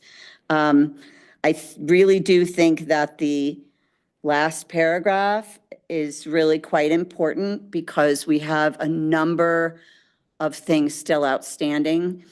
One is we've got, I can't really add, 4 months, 5 months left minimum of fundraising. And we have a couple of big events going on. We're talking to some larger donors. I had a meeting with one of our local banks today. We're just not finished with this process. We also have, Eric, help me with a number because Eric told me that we actually have more grant applications out than this 210,000 that I was listing. There's another one, right? Yeah, that- so we have 260,000 in grant asks out right presently that we should find out about pretty quickly, some of them. Good. And then also, we have purposely not added any money that would be coming back to us through the direct pay program, because of course it's not guaranteed, although we are doing everything that we can and making sure that we check all the boxes to make sure that we qualify for at least a 30% rebate on the solar and the structure to hold the solar. So, and we have been making more interest than we expected to make or budgeted for. And even though we may have to give some of that interest back because of arbitrage, we're still well over what we expect. So I'm happy to answer any questions. And Kevin was gracious enough to stick around. So between the two of us, we'll tag team and hopefully we'll be able to articulate properly what all this says. And just to kind of set the stage for those questions, like, there's so much detail here. I kept getting back to what's my takeaway? And my takeaway from this was we decided to transfer $800,000 from the original $1.6 million that we transferred from the general fund to the rec fund. We transferred half of that back because we had bad information about where we'd end up with fund balance. But even after that, we're on track to end up pretty dang close to our fund balance policy for the rec fund, even if we don't raise another dollar after today. And even if we use every dollar of the $800,000 left in contingency. So that gave me some comfort. It also made me question our decision to transfer that back then and not later, but we were operating on the information we had at that moment and we were doing our best with that. So I ended up with both of these reports, both with the owner's rep report on the pricing and this one, kind of at a point of, okay, like it's not, the sky's not falling here. But I think it's a great opportunity to dig in a little bit more. And I think that question that Jess and I both had might be a place to start about in the other report we just saw. What's that $900,000? I believe it's the delta between 1.6 million fundraising goal and 2.5. But where is it on this memo? It's not on the memo because we are presuming 2.5. And if we don't make it, we still have enough money. Because this memo is not necessarily about the fundraising goal. This memo is about the fundraising to date. But we're counting a $900,000 amount in our contingency log based on Yeah, that is trouble. money that we don't have. Well, So it it's seems- $900,000. It's a fundraising goal, but right now we're using 477,000 towards the project. The higher the amount that we raise, the less fund balance we'll be using to make up that $900,000. But we shouldn't, it seems like smoke and mirrors to me to have a $900,000 amount in a contingency log when we can't actually account for that money. Wouldn't it be more transparent to say that the contingency is nothing and that hopefully we make more money? It just seems, if I can't account for those dollars, then maybe we should just say that the $700,000 from the RSUT fund is, we've transferred it to the contingency. Because that feels more transparent to me than saying we have this $900,000 that Yeah. is just a goal. Well, that $900,000 in the owner's contingency has nothing to do with the fundraising goal. That's money that the town is going to pay, whether we get it from fundraising or fund balance is, and that's what I tried to do with Joe and with Wember and Tammy, was say, you guys don't have to worry about where the money is coming from, that's coming from the town. Where is the $900,000 in the funding memo? It's included in the amount of money that we're still gonna have to pay to finish the pool. Where? So is that this, when we say we've got a gap of 477,000? Yeah, I mean, it'd be nice if it added up to exactly 900,000 somewhere, but it seems to be that it's our fund balance, right, Kevin?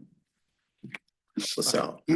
I just want to be really clear when we say fund balance, we're talking about the RSUT fund balance? Okay, so there's lots of fund balances. Right, but we've moved money from the general fund so that we're not talking about it, right? Like we moved 1.6 in, then we moved, or 1.6 out of general fund, and then we moved half of that back. So we're just talking about the rec fund.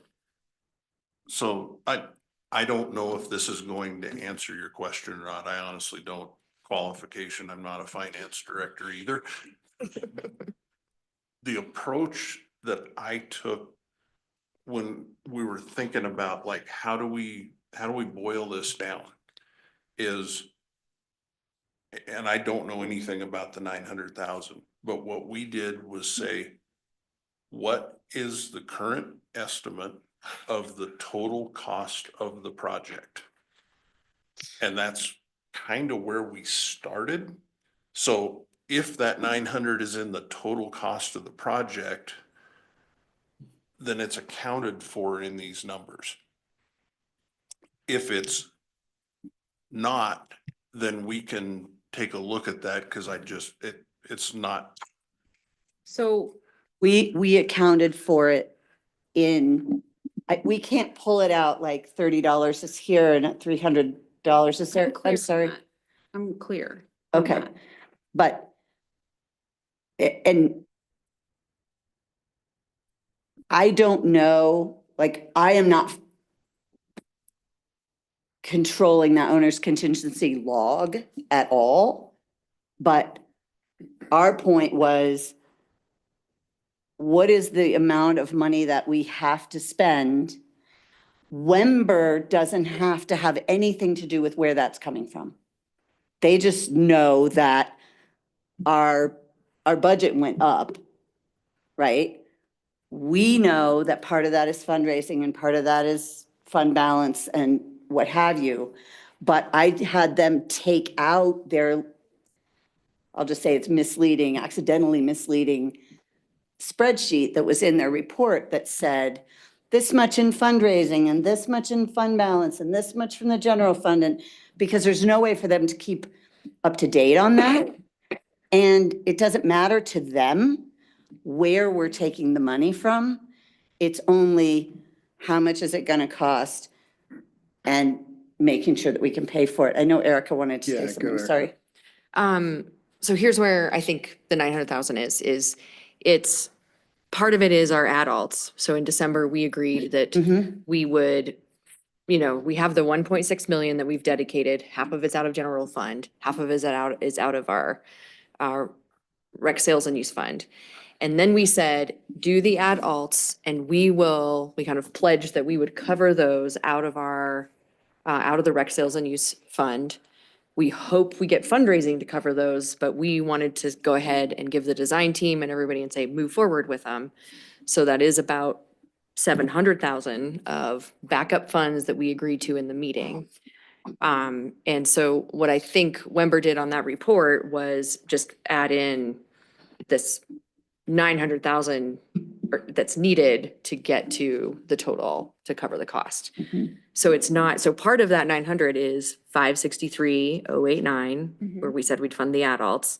And then what staff is telling us is that the other part is 477 that we need to, we might have to cover with the fund.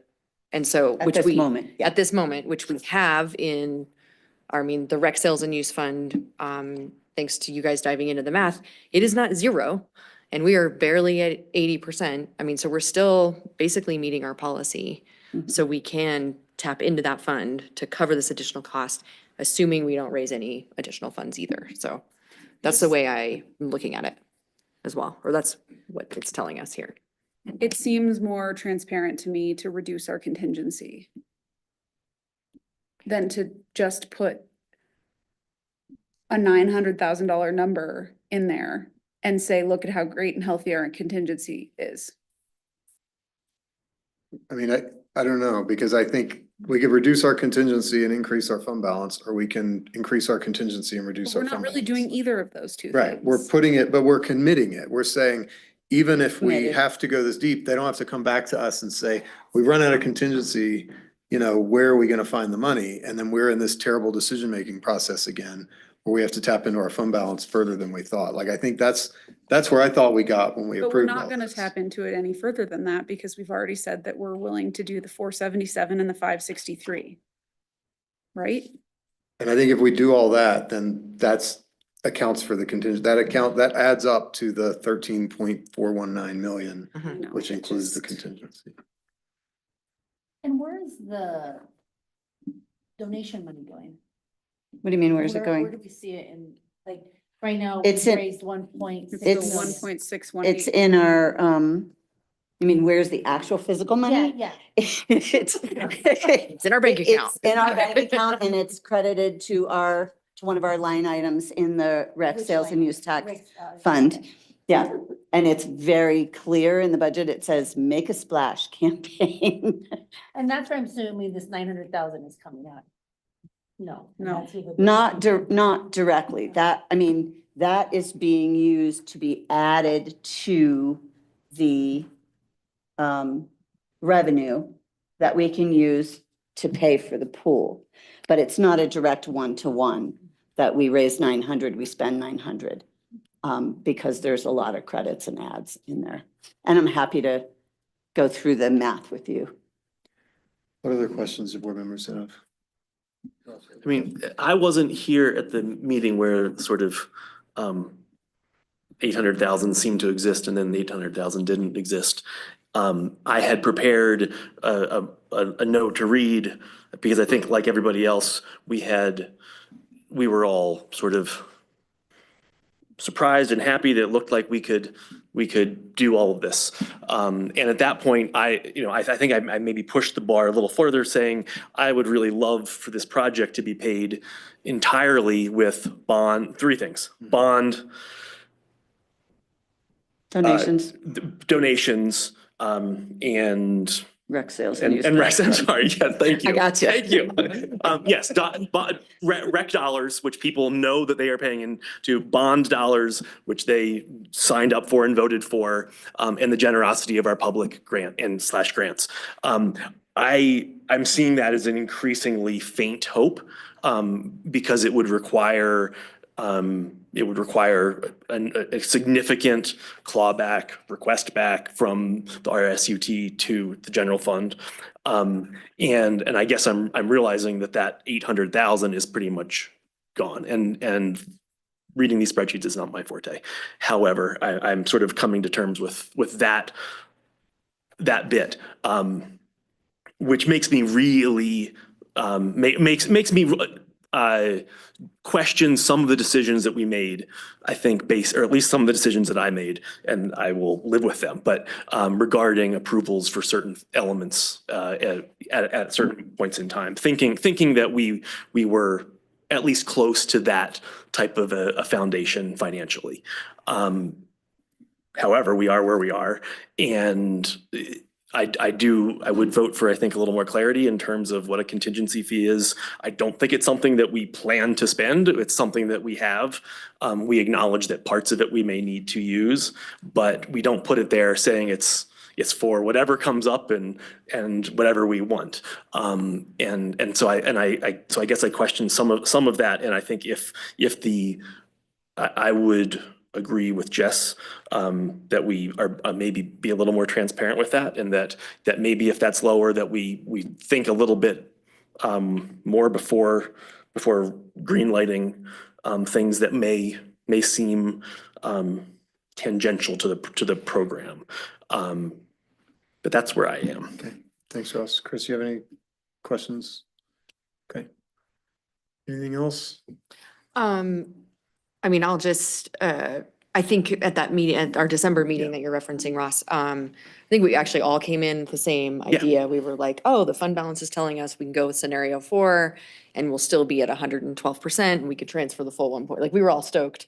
And then discovered some inaccuracies in those numbers. So I think what well, I really appreciate you guys doing the deep dive on this.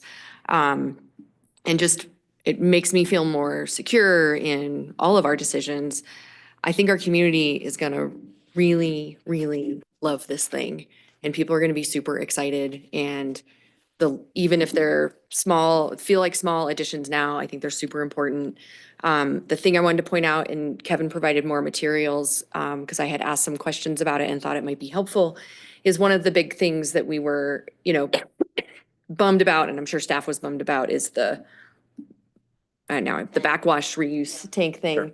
And it's hearing and learning more about it. It's kind of one of those things that, like, if we had insisted on still going with like the cheaper option and filtering chlorinated pool water and using an underground irrigation system, 5 years, 10 years from now, people would be hating us because they'd be like, why do we have this unique system? Why aren't we using the ditch? Why is this the only, so it's one of those things that's like, it's a better investment now. It also would have greatly impacted all the water that you see flowing into the wastewater treatment plant if our pool didn't have this tank to hold. Like, there's just some kind of system-wide things. So now in my mind, I just say we did that one for public works out of this fund, to make me feel better. But I just think there's some things like that. And I do think, like, lighting the pool, we can't go back and retrofit that later, is super important to do now. And so I think we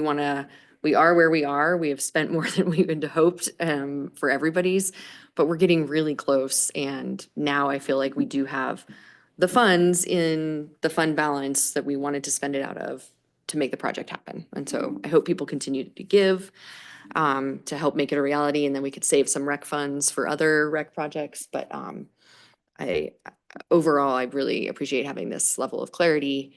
And I'm also happy to have side conversations with anybody who has more questions, because I did also do a deep dive into a lot of this, so.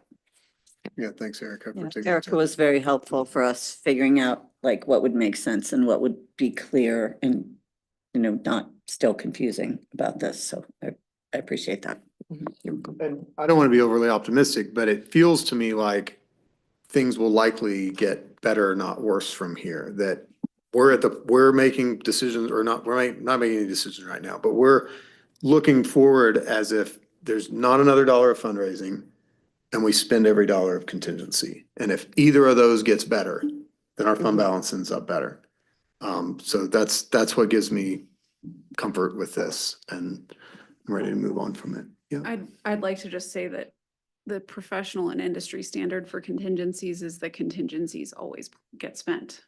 Okay, So okay. I just Thank wanted you. to No, thanks for clarify clarifying. that Yeah, you go into that's a good to know. budget knowing that contingencies, every single dollar is gonna get spent. And a lot of time it's used for unforeseen conditions or things that you missed in the budget, or scope that you accidentally forgot, or scope that gets added. A lot of times at the end of a project, even on a house, you're using you're like, well, I have this contingency in the budget. Shoot, I'm gonna get the nicer countertops. So it is standard to say, like, we're gonna spend every dollar, and we're gonna do it in a very transparent way. And I think that that's happening. I'm just frustrated with how it's being presented. But I'm comfortable with planning to spend every dollar of the contingency. Thanks for the clarification. And I agree with Jess, and that's why we did it, based, not pulling it out and making it look better than it was. Yep. What I assume we'll probably be kind of doing this monthly as we do the Wember reports. Can we touch base so I can understand the 900,000 question a little bit more between now and then? Because I think we can get there. I just have no background right now. Okay, thanks, Kevin. Okay, and like I said, I don't think we're making any decisions tonight, but really good conversation, and let's try to move forward. But was there something else, Lynn?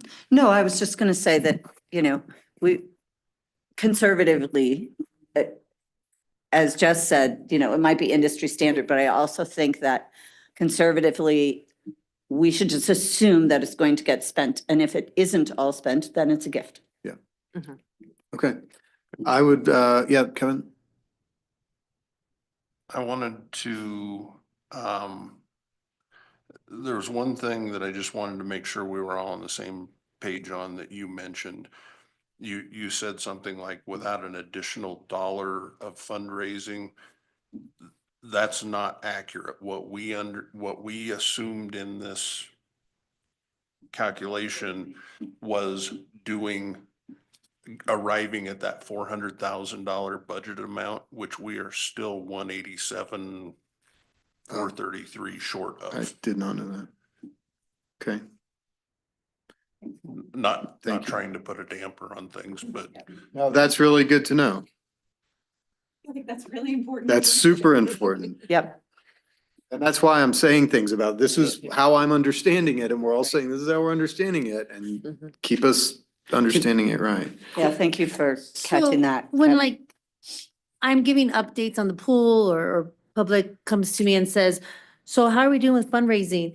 It's not like we're fine, our budget's fine. No, we We have could an always use, $800,000 gap. we have 800, yeah, and that's Yep. short and, okay, we have an $800,000 gap. Great. Specifically, right now, we're down to $866,000, like $69 and like 35 cents or something like that. And Kevin, just to clarify then, so that 400,000 in budgeted fundraising that we're $187,000 short of, would that, if we didn't achieve that, so if we actually didn't raise another dollar, then our fund balance wouldn't be at the level at the end of the year that it's projected to be here. that is correct. It would Okay. be that much less than the 56. And for clarity's sake, Mhm. when you say we're short $866,000, is that $400,000 Included. in that? Yes. So we're budgeting Oh, so- half of the $800,000 to be raised? Yes. No. If I understand the, I just, the $400,000 thing, I remember reading it and being like, oh, where is that 400,000? Is that in the 800? And we're only short 187 to hit half of the 800? Like this is very confusing now. And what I would say is the other basis that we used for this was the adopted budget for 2025. right. That was the number that was in the adopted budget for fundraising was $400,000. Okay, I thought those were like from pledges where people had done these multi-year pledges and stuff. I didn't know that that was just a goal that we had actually budgeted.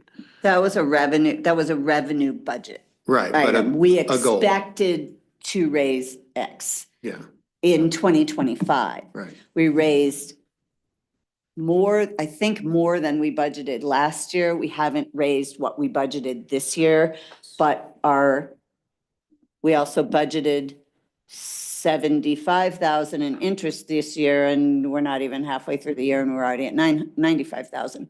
So it's a kind of a moving target. So maybe next time we could hone in a little bit on the fundraising and like this $2.5 million target, where we are toward that and how that's been factored into these various things. So it sounds like we are $866,000 short of the 2.5 million. That's correct. So where is the 400 in? I can't Okay, explain. so I think that's my question is you're saying that the 2025 budget for fundraising is the 400 and we only have 187 left to go. For that budget number, I would like to know where that 400 is in the 2.5 million.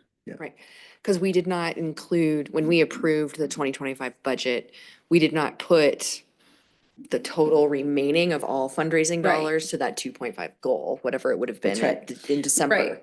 We So also it have is- like pledges that are coming in that are multi-year, and so we won't have it all in 2025.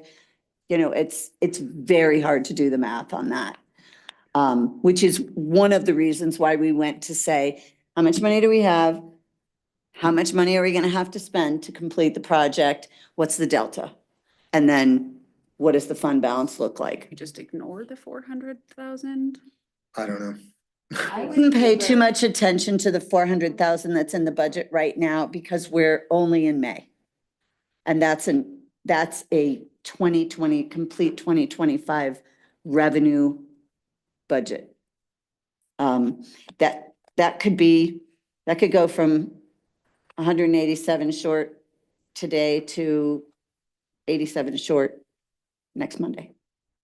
So I wouldn't pay too much attention to it now, but when we get to sort of where are we in our budget mid-year for purposes of our financial position, then we're gonna want more information. But I think we still have a couple of months to go before we need to really be concerned with the fact that we don't have that revenue yet for 2025. Okay, I feel like we've gotten as far with this as we can for Can I tonight. ask one and clarify? Let's understand that better next time. Just want to clarify. So of that 2.5 minus 867, which is what we have raised, what, that includes grants? Or That is includes the that, 2 grants that we have, but not the 3 that are outstanding that we don't know about yet. okay, so the 2 grants are how much, and then how much is private donations? Just because I think that's good for us to. The total of the 2 grants is 848,000. I think it's on here. I'm sorry if I missed it. Yeah, the grants are 848,000 and the rest is strict fundraising, people's checks, change thrown in the jar. So that total, all that that. private donations number, do we have that, is that somewhere that I'm missing or not? Yes. Where did I put it?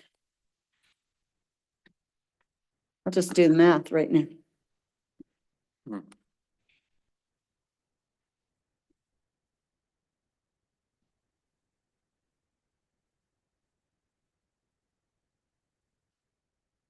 $770,904. Thank you all. Thank you. Thank you. Let's take a 5-minute break and then we will reconvene with the Chacos Park Professional Services contract.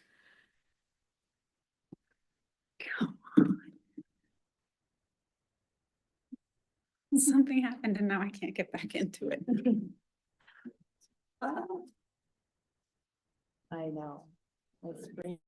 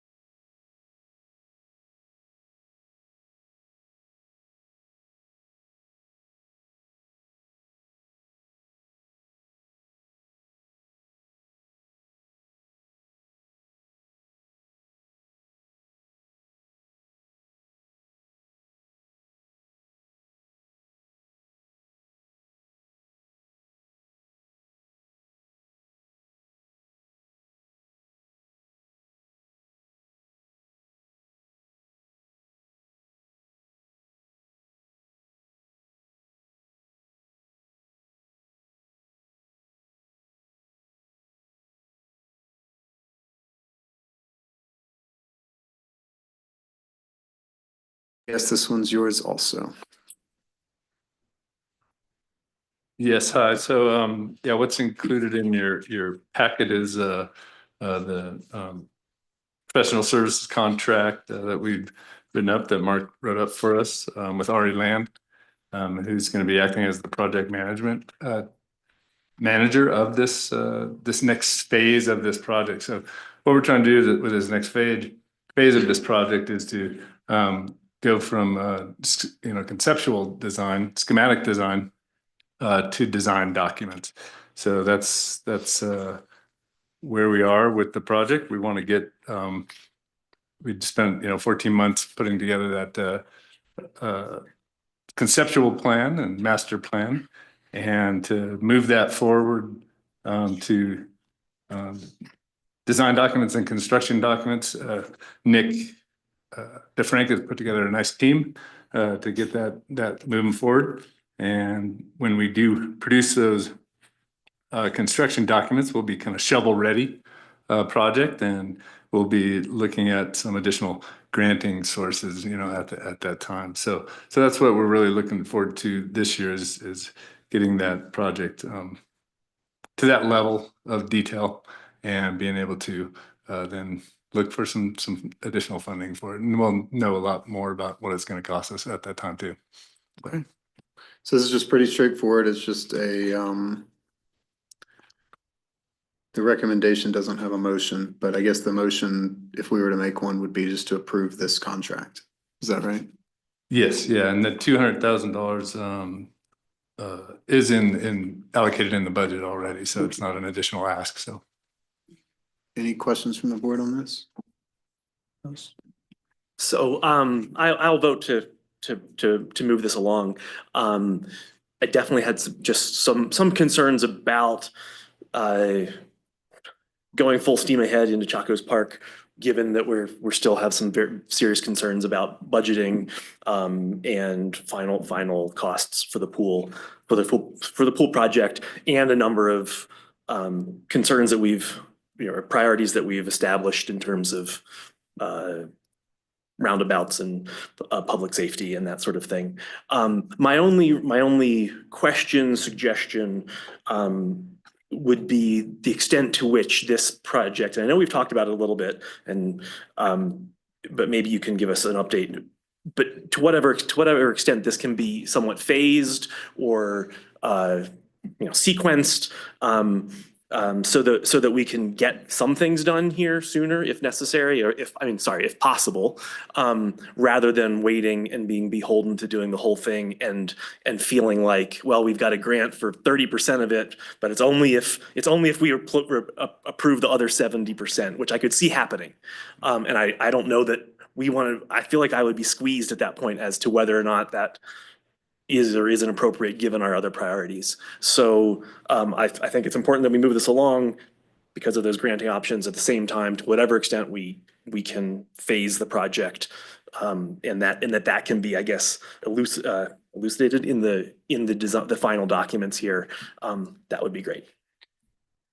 Eric, do you want to address any of that? I mean, I feel like your first part of your question, if I understood you correctly, Ross, was sort of, should we really go forward with spending this money on final construction documents when we have all these other priorities? That was my initial concern. Okay. I understood, knowing that we'd have budgeted, I wanted to give value to our budgeting process, and knowing that the opportunity to go for grants may be contingent on having these plans. I thank Erica for sort of changing my mind a little bit on that. But I just want to make sure that maybe in making these plant documents that we do so with an eye to the project being accomplished in sequence or in stages, because I think that's important, and I really think that that's probably where we're headed. Do you want to address that? I mean, sure, yeah, our master plan definitely looked at that, how could we phase this? We went after a federal land and water conservation grant for this project, and unfortunately did not get it. So we didn't know at the time we were completing the master plan whether or not we were going to get that grant. So we asked the consultants to actually, here's phase if we get the grant, here's a phase if we don't get the grant. And then the third phase that really looked at another option of how to phase the project, just a totally different option of how to phase the project, whether you work on the park first, whether you work on the streetscape first. But right now, as far as where the project sits, the first thing we need to do is underground the overhead power lines. So that's in process with Excel right now.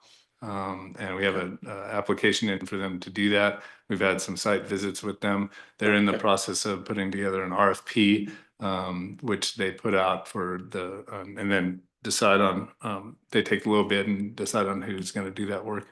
So that's where we are right now with the project. That's something that we would be paying for. This may be getting ahead of ourselves, but it is apropos to other items on the So agenda. we have with Excel that 1%, for Right. the undergrounding budget. So that we'd be utilizing that budget. We don't know what those numbers are right now with the bids coming back yet, but we will shortly. So, Okay. yeah.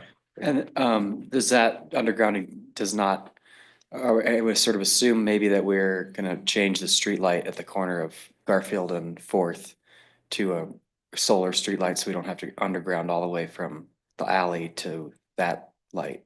Is that been made clear? Because that would be an extra $500,000 probably. Yeah, To rip up we're that entire sidewalk. just undergrounding in the alley. So yeah, that's where the work will be conducted, just in the alley right away. So Because there's a street light that I assume maybe it's a guy wire, but I think it pulls off of that and goes south. yeah, that's just a guy wire. Okay. Yeah. And they're gonna have to figure out what to do about the guy wire, right? Because when they underground that pole, they're gonna have to figure out what to do with that guy wire. That's why we did a site visit with them, and I don't know if that's solved yet. We're waiting to hear back from them, so. But yeah, I agree completely with Ross. I think I would hope to see at the end of in this document, at least, some mechanism for understanding if we can't do it all, what can we do first? And I've talked about trees a lot. How do we get a tree in the ground and growing and getting shade happening there without having to be able to afford this whole marble podium and stuff.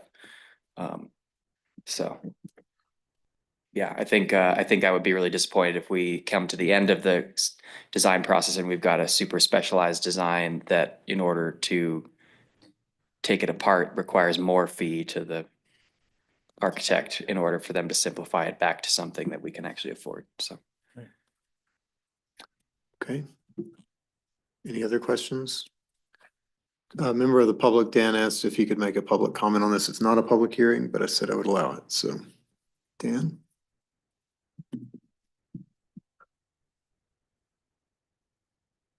Thank you for the consideration. I've titled this, "Have we gotten the cart before the horse on Chacos Park, 4th Street project?" The 19 parks and public spaces in our town make Carbondale a very special place, and we may have 20 now. Let's take a moment to step back and look at Chacos Park and 4th Street with a more fuller encompassing view. I'm very supportive of Chacos Park. The town is very fortunate to have this green space in the center of town. It's very intimate space and very inviting. Many successful events have taken place in Chacos Park and the 4th Street Plaza. First Fridays, Farmers Market, community dinners, movies, and many other events that have community support and support the community. Seeing the limited documents concerning this project, there are a number of questions and comments. Has the public input been supportive of an additional permanent outdoor music performance venue? Does the town have the need and means to maintain another limited use permanent structure? Does a present portable stage fill the need? Does the proposed landscaping support native plants and size appropriate trees?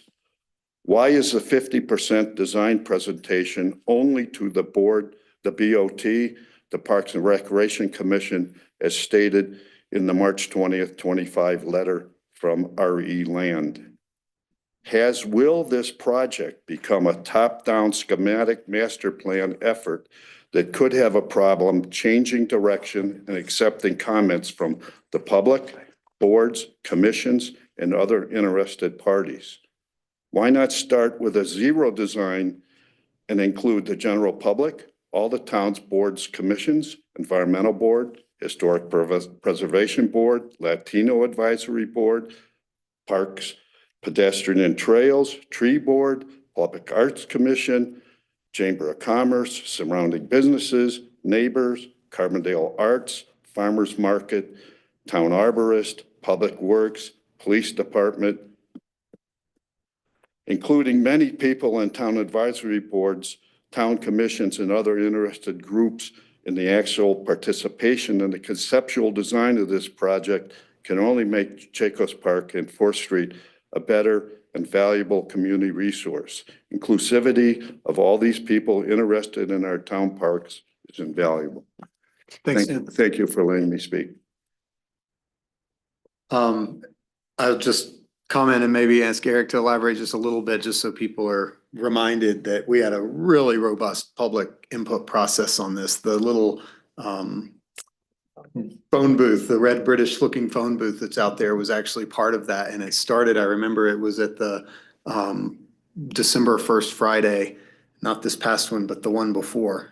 So we went through like a year of public input and visioning, and the Park and Rec Commission and our board. Do you want to add anything to sort of do you feel like we've gotten enough input to know that this is the direction and address those concerns? Yeah, I really think so. We had a 14-month process. They actually, did way more than they were budgeted to do on that process. What Dan's asking here is a much, much, much larger budget, much more time would be needed to be spent on this. We budgeted a certain amount for this and was able to get, I think, very robust public input on it, and what I feel is a design that came from all those aspects of our public outreach and really answered all of them, which I was pretty amazed at, and really, it has to be, Nick calls it that Swiss Army knife of a park. It has to be so many things. It has to be a public open space and passive park. It has to be an active park when we change it into an ice rink in the winter. It has to be a special event space. It has to be a concert space. It has to be a farmer's market. It has to satisfy many First Friday activities. So it really is a Swiss Army knife, and I think the design that we've come up with is pedestrian friendly. That's one of the greatest things about the design. It's putting the pedestrian and the bike rider first versus against it being a roadway. It'll still be a roadway, but we have the ability to transform it into a special event space. And so that's what we heard loud and clear. That people wanted, and I think we've satisfied that with the existing design. Okay, thanks. Yeah, I mean, we've had multiple meetings about this at this forum, public meetings, open to public comment. We've talked about the stage, we've talked about the direction, we've looked at shading studies, we've talked about where the trees can go. Like, I feel like this has been thoroughly vetted. And I think that it's at a good place, and now our question is whether to move it forward. So with that, we can entertain more discussion from the board, or somebody can make a motion.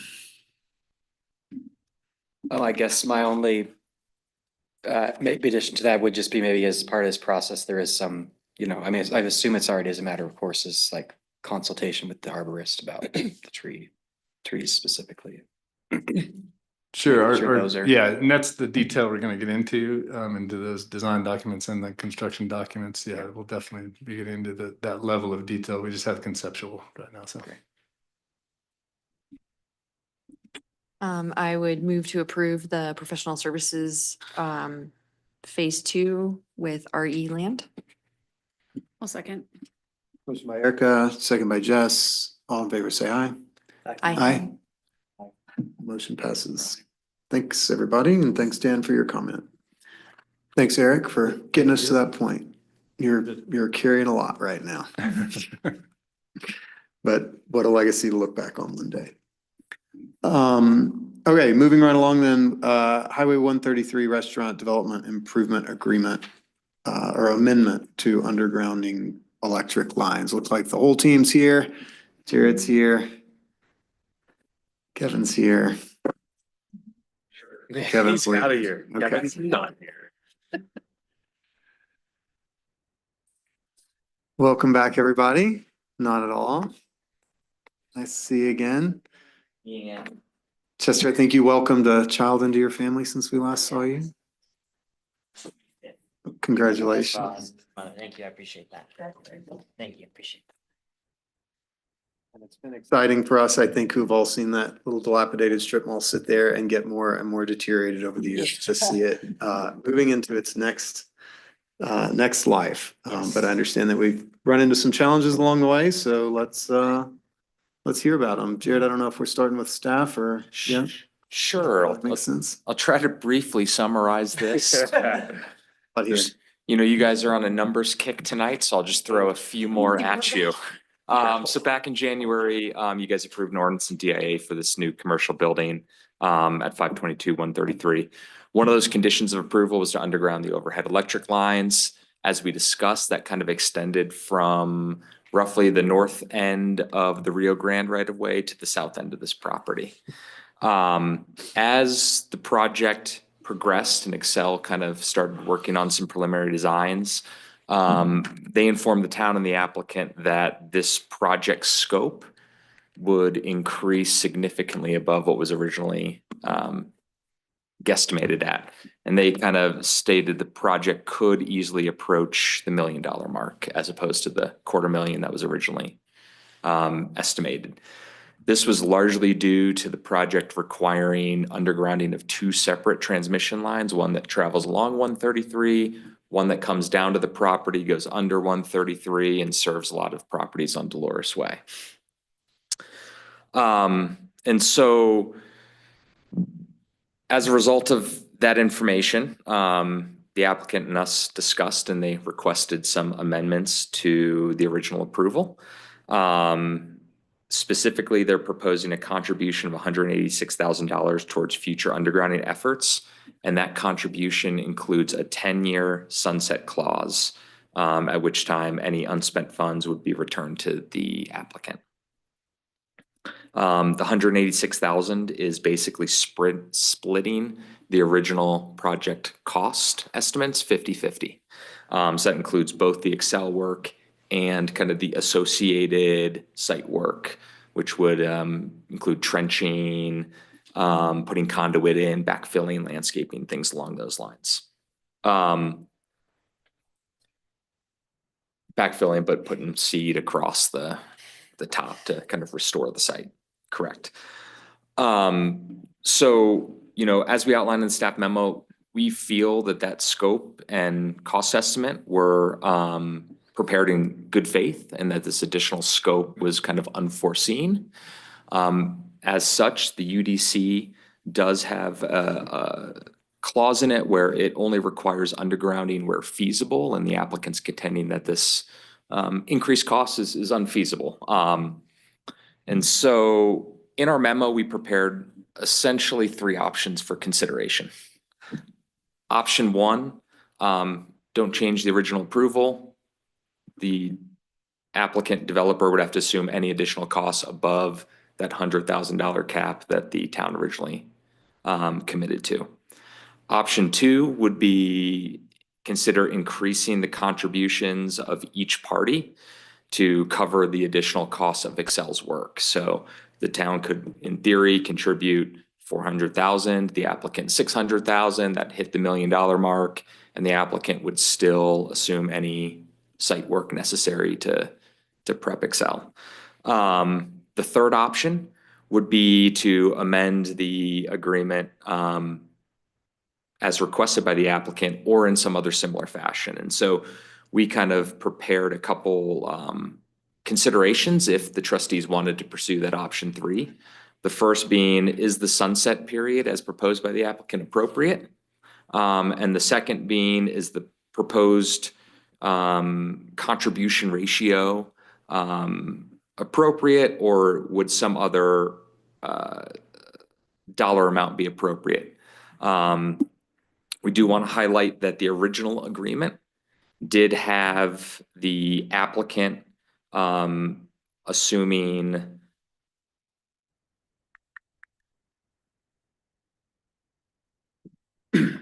$272,000, while the current proposal is $186,000.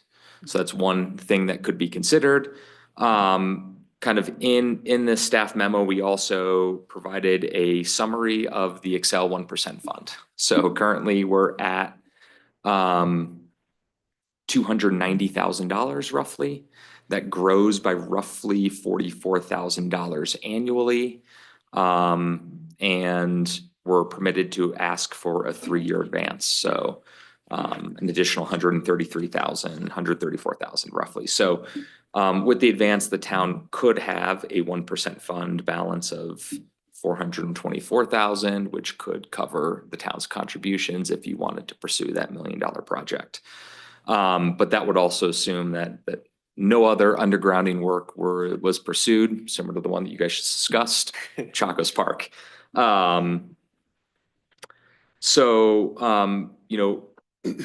We also included, some rough timelines. If funds were just accumulated over time, what it would take to get to $1 million project, not accounting for inflation, construction growths, or anything like that. It would take roughly 17 years for the town's 1% fund to grow to $1 million, with a contribution by the applicant as originally proposed. That could be reduced to 12 years. Based on the original agreement, that could be reduced to 10 years. And again, that assumes no other use of the 1% funds. So happy to answer any questions. Otherwise, we really are looking to the Board of Trustees to have a conversation with the applicant and determine what you guys think is the best direction, provide that direction to us, and we can prepare whatever necessary amendments are to the approval documents. Great. Thanks so much, Jared. Complex topic, good information. Questions, clarifying questions for Jared before we hear from the applicant and deliberate? Anything? My only question, Jared, is just, what's our basic intent, purpose, or rationale for requiring developers to underground power lines? Why do we require this? I think generally the town said there's a preference for underground electric as opposed to overhead. It's a better look and feel. And so generally with each development, when those necessary utility upgrades are made for a new building, it made sense at that time to underground the utilities immediately adjacent to the property. Unfortunately, how Excel's overhead systems work is that you only can do that so many times up and down before they have transmission loss. And you have to kind of go further and further and further back to where it is previously underground. So it's an aesthetic thing rather than like a fire mitigation? Or... I'm sure there's a component of overhead electric lines have a much greater fire risk. I don't know if there was any conscious conversation among the town when making that requirement, but I think it was maybe just a best practice at the time. Okay. Any other questions for staff? I just think it's good for us to know why we require this before we get into what could be a challenging kind of discussion about whether to require it and to what degree and how much it's worth, My only, I guess, clarification is, because I went and reminded myself today of where the power lines are, even though I see them frequently, is, so we would just be this project would only underground them from the property, basically to Village Road, is what we had talked about, or not even that far. Not even that far, essentially to the Rio La Grande Fontana Trail. Plaza to essentially the north end of the Rio Grande Trail, the poles just beyond that. Okay. And so then the only way the rest of it would get undergrounded is when La Fontana and GJ Pipe are all theoretically redeveloped. Correct, Everything south. or the town or Excel Or redo choose it. to Right. do that project, correct. Okay. Or in conjunction with if there's a, I don't know, a major highway project, it was mentioned in here, the roundabout, something like that. Correct. Like I could imagine that in some communities, they might say, we want to stimulate economic growth on this side of the highway. So we're going to underground this, we're going to build all the infrastructure and we're going to make it an attractive place to build and to develop. And we're kind of taking the opposite approach right now. Like it's a challenge standing in people's way, this requirement. Okay. Okay, if there's no more questions for staff, let's hear from the applicant. If you don't mind reintroducing yourselves, it's been a few months. And kind of tell us where you are on this and maybe why the proposal is as it is. Good evening. My name is Chester White. I'm the property owner. Ryan Lee, Form Fire Architecture. Yancey Nickel, Sopus Engineering, Civil. Could I get screen share on Zoom?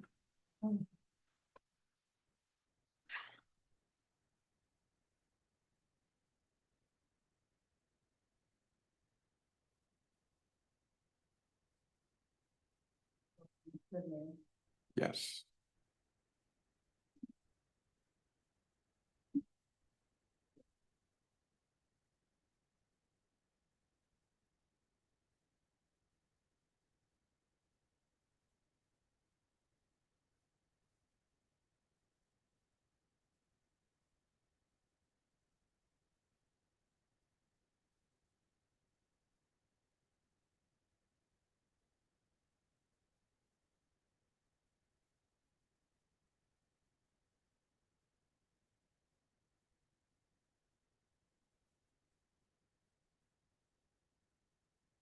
So just to kind of reiterate what Jared was saying, going back to what we had originally discussed a few months ago, how we got here. The original agreement was to underground from basically Sendigo to La Fontana. And at the time, we had gotten an estimate from Excel, and that's what we based these numbers on, and really what we had based this discussion point. Excel does not approve, design until we get a land use approval. So the estimates that we were given at the time was the best knowledge and what we were using to understand what this cost was going to be. Another thing to really take a look at is that the owner here, Chester, was willing to, take this to a next level for 575 feet of undergrounding. It wasn't just directly outside the property, just due to the complexities of the overhead lines. So we were trying to do our best here and work with the town. When we came back and actually got Excel to start doing the engineering work, it came to our attention that the power pole that's basically north of the property on Rafta's parcel at the Rio Grande actually goes underneath Highway 133 and then feeds multiple properties over there, which is really driving the cost. And so what we're here to discuss is really option 3, is providing contributions to the town for funding for future undergrounding with that sunset clause. Okay, pretty straightforward. Watch it blow up. Questions for the applicant team? You answered it, but I was gonna ask about the Excel estimate and how they were so off for you in your estimates, but sounds like if, speak about okay, yeah. Yeah, I've dealt with Excel and these kind of deals for 30+ years, and this is the first time I've seen them under scope so much. And it wasn't so much the dollars; they missed the scope of the work. So they almost missed it by half going across the street, and then a complication of the leads that have to come down and splice, because that's a major line. It's just not a normal power line like we have throughout the rest of the town. So it was pretty disappointing and difficult to accept, but my relationship with them, normally they won't hardly give you a number until you get your land use and you're down the road. But this being so complicated from their end, they were willing to give us a number up front that we could start with. And that's all I can say is it's a bad situation. We did our due diligence. We worked with them the best we could. Okay. So under this sunset thing, you would contribute $186,000 to a fund that we would have to spend within 10 years on this specific project of undergrounding this specific line. Is that the agreement? So I understand. Okay. And so, I'm sort of curious what's that half of if the project is supposedly $1 million? How does 186 get us halfway? Or So the 186 is the property adjacent portion of that. So you have to recall that under the previous agreement, I was paying for more than 50% of the undergrounding, even though I I was paying for 70%, even though I'm just 50%. Mhm. What this is doing is right sizing that proportion again to just the 575 feet of utility cables adjacent to the property. And that 186 as a proportion of the full length from the northern tip of the property to La Fontana over down to Napa Auto Parts is how we get to the 186. I thought our initial understanding, we don't normally share the cost of undergrounding at all, I don't think usually. I thought sort of our agreement to go in on the, was in some ways predicated on the fact that that you were agreeing to do all this extra work for us on top of that. So I don't know if I would be comfortable with us only paying for half of the potential cost of what's in front of your property, but I can understand the rest of it. I'm paying for the full cost of what's adjacent to our property. Okay. The whole project. The The original. whole scope that was originally talked about, If, all right? Jared, could you clarify? Correct. So again, the original agreement with the smaller price tag, smaller scope, in other development applications, the developer has borne the entire cost of that, including on 133. Two examples are the Carbondale Center Place project, Hayden Place, right at the roundabout. Another one was Crystal River Marketplace, the city market development. They had lines, they buried them the entire length that was required by Excel. This project just is a little different, as Chester outlined, where half of what they needed, what they would be required to underground just to do what's in front of their property, half of that length is on CDOT, or on CDOT, excuse me, RAFTA right of way. And so the town considered that when making this agreement and said, yeah, we will contribute up to 100,000 for that, but you, developer, will have to assume the rest of those costs. And so what they're requesting now is to just say, of that initial scope, we'll pay for just our portion of that entire length, which is essentially 50% of the entire length. And that's because the huge amount of the cost is theoretically occurring where that joint is happening, which is near Ascendigo, which is on technically our portion of the undergrounding. I guess. Is that Yeah, why it's that kind of is at the in northern play? end of the property, and then it goes underground and serves properties on Dolores Way. And that is the portion of the scope that really increased the overall costs. Okay, and so the undergrounding in front of his specific property really didn't change from their initial scope, except for the fact that it's a bigger line that's more expensive to splice.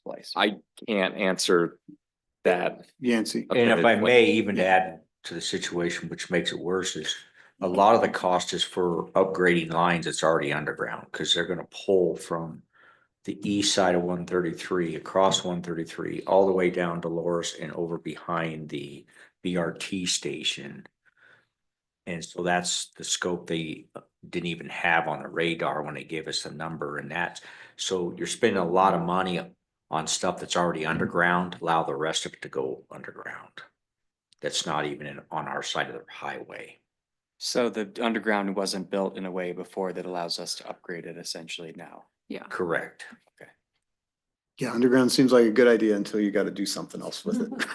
And then it's, right? I mean, it's all And then the underground. lines aren't big enough, or the transformers aren't big enough, or the conduit's not big enough, or it's a different kind of line, or. Well, and this whole, I mean, I guess this brings up, I'm sorry to interrupt, but I guess this just brings up, this is just a area of a huge amount of complexity and a lot of potential moving parts in the future. Yeah. That does make me inclined to accept some sort of deal, but I'm also pretty not sure we would get there in 10 years.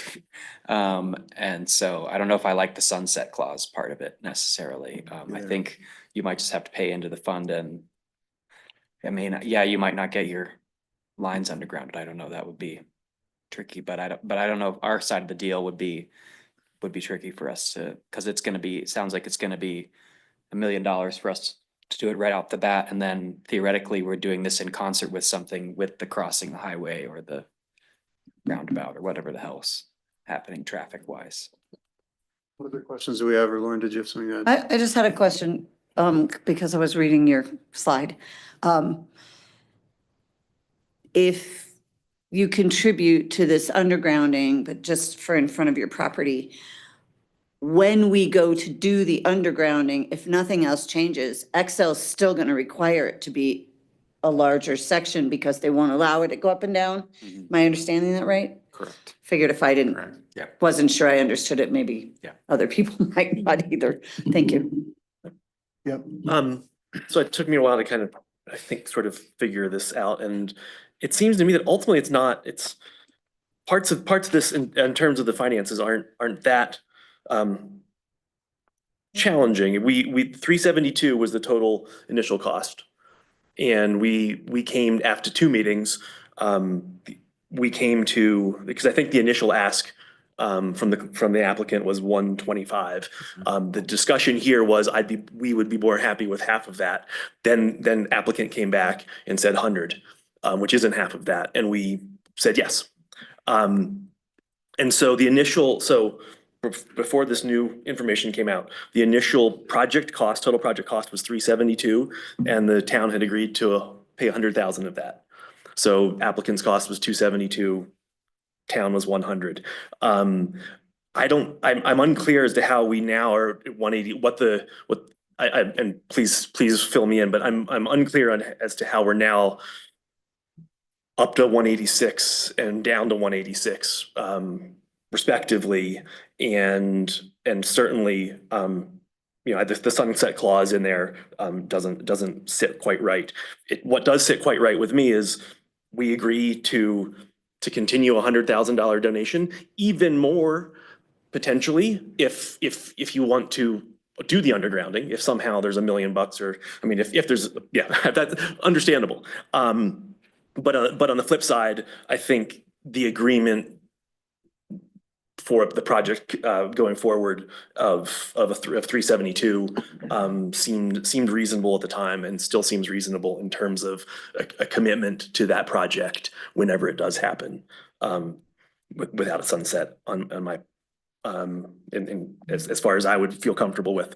I am concerned, or quite would just like some elucidation about how we get from 272 to 186 as the applicant's contribution. I'll try to answer that. Is you just nailed it. It was 372 for the whole length. We're basically half of that. So in fee and lieu, we're contributing to the half of the length versus, if it got underground for the benefit of it. That's how we got to the 186. Essentially that 285 feet that we're showing here. Yeah. That's the frontage of the property. So, but my understanding is before you were willing to pay for more, and now you're basically saying, well, because we can't really do it, then even when this is in the future, we'd be willing to do less. We'd be willing to pay for less of it. Because is it because it's less of a value in the future? Is that the thought? Or there's the Is risk this, that we won't do it. what's that? Jess was gonna say something, Okay. and then I'll answer your question. Yeah, thanks. It just seems like when it's fee and lieu, it changes the value of what, in my eyes, it changes the value of what they're getting. Or we're getting. We're not getting anything. And they're not getting anything. Mhm. They're just paying toward a future project. Right. So if we're not getting anything, and they're not getting any, like, I wouldn't want to pay eventually somebody's gonna have to pay for it. And my thought is that if we dig our heels in and say, like, we're not gonna come up above 100. Or this option 1, I don't remember which option it was, where you have to underground the lines or you're out. Like, that there's no value to that for the town. We've got an empty lot. I can't imagine they're gonna spend $1 million to do it. And so I think a fee in lieu just brings the value down for everybody. So it definitely adds to our risk, or I mean, I guess it's the risk for both parties, and it's the same, they have to live with this ugly power line over their business all the time, and we have to live with it on the highway. basically. But we're 272 closer, or well, 86. 186. We're 272 closer to getting it done when we decide that it's appropriate. And I mean, there's a good chance we're gonna be digging up around there at some point in 10 years. Or sooner, and I wish it were sooner, but yeah, I would be inclined to stick to sort of the original split. And not kind of litigate that at this point. I think it's not an insignificant amount of money to start our process of if and when to do that. That's what we're It's doing not gonna right go- now. I mean, this is Right, that process. Right. No, no, the process of undergrounding that when it happens, that if we start that process with 272 plus interest over 10 years, that we're that much closer that we wouldn't be with 186. I don't belabor anything, but I just want to make it clear that I don't think after that first meeting, Okay. I don't think we all said Okay, half. fair enough. I think that you were pretty clear on half. So I just want to Okay. make it clear that that wasn't like a board Understand. direction. Okay, other thoughts? Christina or Erica haven't weighed in yet. Let's get Yeah. toward a decision. I mean, I'm leaning towards the option 3. I am comfortable with the 186. Cause now that it is kind of this fee in lieu model, cause we wouldn't be asking other neighbors to contribute twice of what is their, frontage. I would also assume that if we were to take this on, it's not just because we don't like what power lines look like, cause we have other priorities. And so I think it would be part of some transportation solution that we're trying to come up there, and we're gonna be talking about way higher amounts and all kinds of things that are gonna need to be undergrounded. So to me, the difference between 186 and 272, when we'd be looking at whatever it might be, $13 million, $20 million roundabout or transportation solution there, it won't sway that project one way or the other. And then we would have what would kind of be logical for other partners to kind of contribute to. So I would agree. I don't think it's 10-year sunset. That time flies by. Our pool project is like a 10-year project. And so I think our sunset should be longer, if we need to have a sunset at all. So I would support extending that. Maybe it's 20 years, but I think the amount makes sense and is logical. Christina, any thoughts? I'm not sure yet. Okay. In the interest of moving along, it sounds like there's a majority who would support option 3 at the $186,000 contribution with the rationale that that's what it costs to underground the part in front of just this property. The off-site stuff, I think, is just out of the picture now. And that this will probably be part of a bigger project at some time in the distant future. I don't support the sunset clause, and I don't support tying this money to this specific thing. I think this is a contribution to undergrounding in town to achieve those goals. We can't earmark that in the 1% fund and guarantee that it's gonna be spent right here within a certain period of time. So I think that this is toward the overall goal of undergrounding in the town of Carbondale. It may or may not happen right here in the next 10 years. But I think that that's a reasonable solution to this. Can I ask one last question of Jared? Jared, is there a concern that this is a precedent setting? So because if I heard you right before, you said that there are other folks who've covered more beyond their property. So what we're assuming here is that 186 takes them to their property line and doesn't go beyond, and we assume the roll beyond that. Are we setting a precedent now for the next commercial building that says, well, I'd rather just take the fee in lieu to the property line rather than deal with the extra, assume it's not something that like this does seem super unfortunate. Do we get in a position where we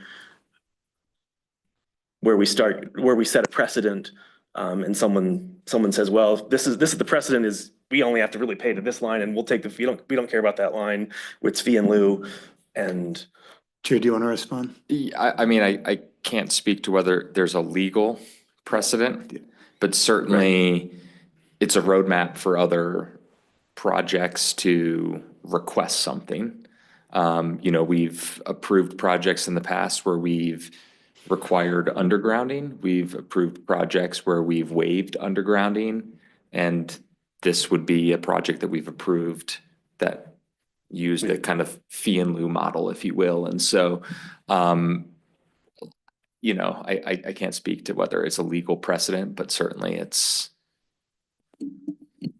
an example that somebody could point to and say, but you did it there and we have a similar situation, so we'd like you to consider this here. We'd have, I mean, I would be open to that. Like I could see that along the east side of Highway 133, we build up a bit of a fund and then there comes a time when there's significant additional costs, but if it's an important enough project combined with a roundabout or a whatever else, we decide to do it. And we've sort of built up a little bit of a war chest for that. Mayor, that only works if you earmark it, right? Because otherwise there are all these projects that are gonna happen over the next decade where you're like, oh wait, we want that stage over there. And we just conveniently got $180,000 from a local business owner. I just would ask that you think about, if that's your intention, how you actually put some prudence around earmarking it. Okay, yeah, I think that's worth considering. I mean, I don't really know how to give direction on that part, but I think for tonight, we don't have to take a vote, but I think we need to give really clear direction, and then I think we have to stick with it the next time, because this is an applicant coming to us to get clear direction on where will we end up. And so are we comfortable giving direction to bring us back a proposal for the contribution of $186,000 toward undergrounding the power lines without a sunset clause? And I'd say the earmark for Highway 133, I would say TBD. I mean, I would leave that up to the negotiations, but maybe we need to give direction on that. Jared's giving me a look like, give me direction on that. Yeah. Chester just commented that you don't use the money on a stage, if I heard you. To underground adjacent to, or you were talking earlier. Like it, Yeah, no, I thought there was talk about it. No. This needs to go to utility underground. Right. Obviously. Yeah. I think the question is whether it's site specific or anywhere. Precise. Yeah. And that's up to. I'm sorry, I misheard. No. Yeah, it's good clarification. Well, I'd be comfortable with it being on the east side of 133 even. I think what's hard is if there's a way to move forward a big project and we're trying to put these together over time on that stretch. To lock it up to that. Yeah. Might be difficult.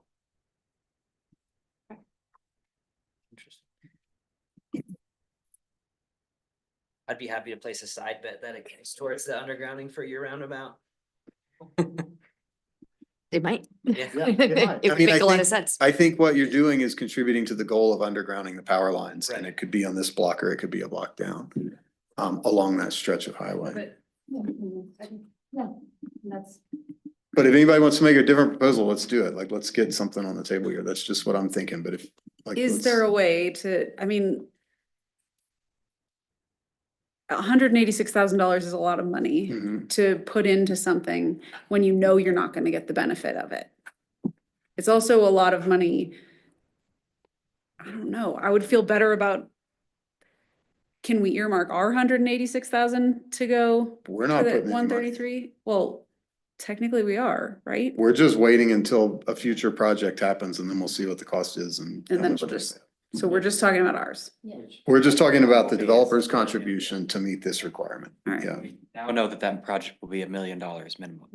Yeah, that portion of it, and maybe if you expand it along the whole corridor, maybe, per 100 feet, it's less than that. This might be the most expensive hub on that whole thing. That's true. Would the board be willing to entertain, I'm sorry, I feel like, I'm not sure how this is supposed to. That's okay. This is a Would you be willing conversation. To entertain if there's the potential that I'm just paying this arbitrary to support towns' infrastructure projects, that the board revisit the sunset clause so that there's some hope that if Highway 133 in no way gets beautified and more fire resilient, that I lose money to inflation and interest, but at least have the potential of seeing that in a decade or 15 years or whatever sunset you might be comfortable with. Mark?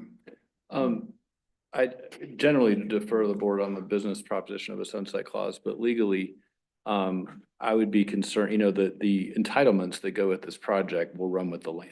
And then whether it gets sold or refinanced or whatever, the entitlements will go there. But this credit might not, depending on how you structure it. I mean, because you could have it, if there is a sunset clause, there would be a refund to someone. And we don't generally have those sorts of financial commitments run with individuals. They usually run with property and entitlements. And so, I guess, again, I defer to the board on whether you want a sunset clause at all, but if you are going to consider it further, to think about to whom it would go to at the time. Okay. Typically, our agreements, our entitlements all run with the land. Okay. I'm okay saying it's earmarked for this property if that's what we need to do to get a agreement and move forward. If that's what the board wants, it sounds like that's what the applicant understandably wants. I think the main thing is we get the contribution, they're able to move forward. And then I was just trying to give us sort of as much leeway as possible in where to underground when it makes sense. So we can hold the line on that and they can go work out their agreement and see if they come back with that. But we just need a little bit more input, I think, right now on, are we okay with the 186? I guess I'm okay with it if we are not subject to these other stipulations. Okay, so no sunset clause. If you want a sunsets clause, let's go to 200, I guess. Others, are we okay with the 186? Yeah, I am. No sunset clause? Okay, with the 186, I'm not comfortable with the sunset clause. Okay, so no sunset clause. And then what about tying it to this property or that stretch on the east side of Highway 133 versus just it's in the 1% fund and it can be used anywhere? And then the applicant might say, I don't want to do that. And I'm okay either way. I just want to get something done. Strong feelings? I'd be all right confining it to that side of 133, but I think I want the freedom to be able to contribute it. If we decide we have a bugaboo with crossing, we want to focus on that piece north of it or whatever. I don't want us in some straitjacket. Without it, it can only be on from this marker to this marker.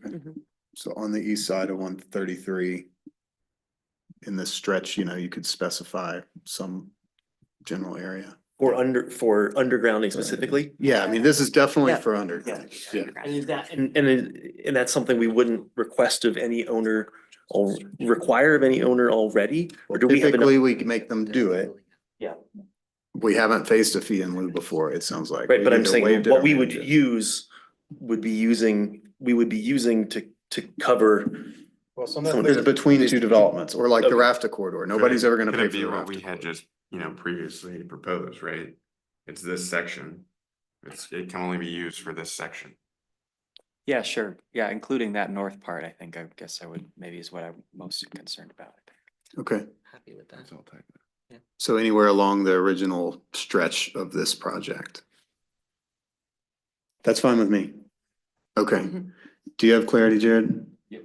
Okay, so you can, Yeah, I think we can come back at a soon-ish meeting with some revisions, and certainly we'll work with the applicant on the specific language.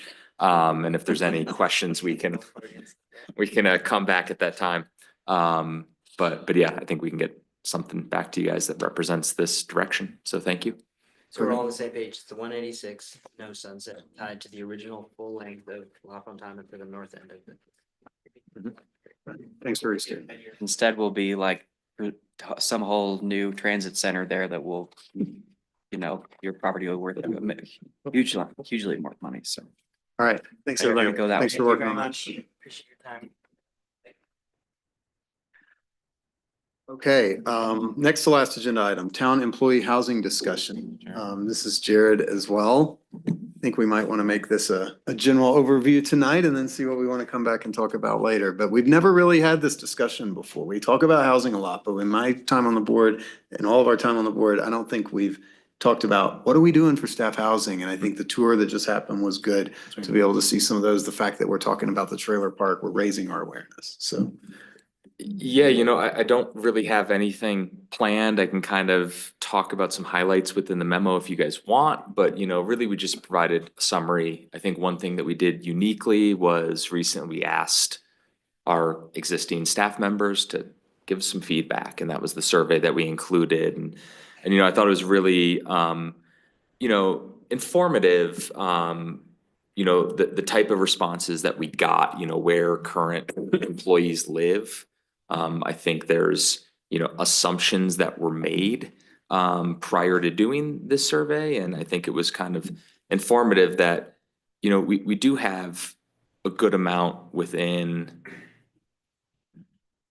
the upper Colorado River corridor to Carbondale, as opposed to all of our employees living in the lower Colorado River corridor, the rifles and battlement maces and parachutes and all that. And so, I thought that was pretty informative, the percentage of rent versus own. So really, who would be interested in this? I think one thing that we did kind of hear in that survey loud and clear was, if people would be willing to consider housing provided by the town, it was maybe, right? It really depended on a lot of factors. Is it the right unit? Is it the right location? What's the cost? I think I was pleasantly surprised personally with, what would that willingness to spend in a monthly rent be? I think it was pretty realistic given what rents are in the market. We had a lot of people consider the $2,000 to $3,000 a month range. So it wasn't all, I want housing, I don't want to spend more than $250 a month on rent. Something outrageous. And then we summarized some key themes from the survey. Obviously pet-friendly options were pretty critical.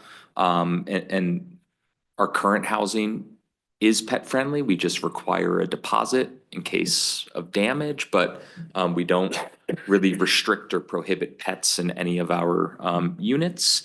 Access to yards was key. One thing that came up a few times in the comments was this consideration of a housing stipend for employees. And that's not something the town's really looked at.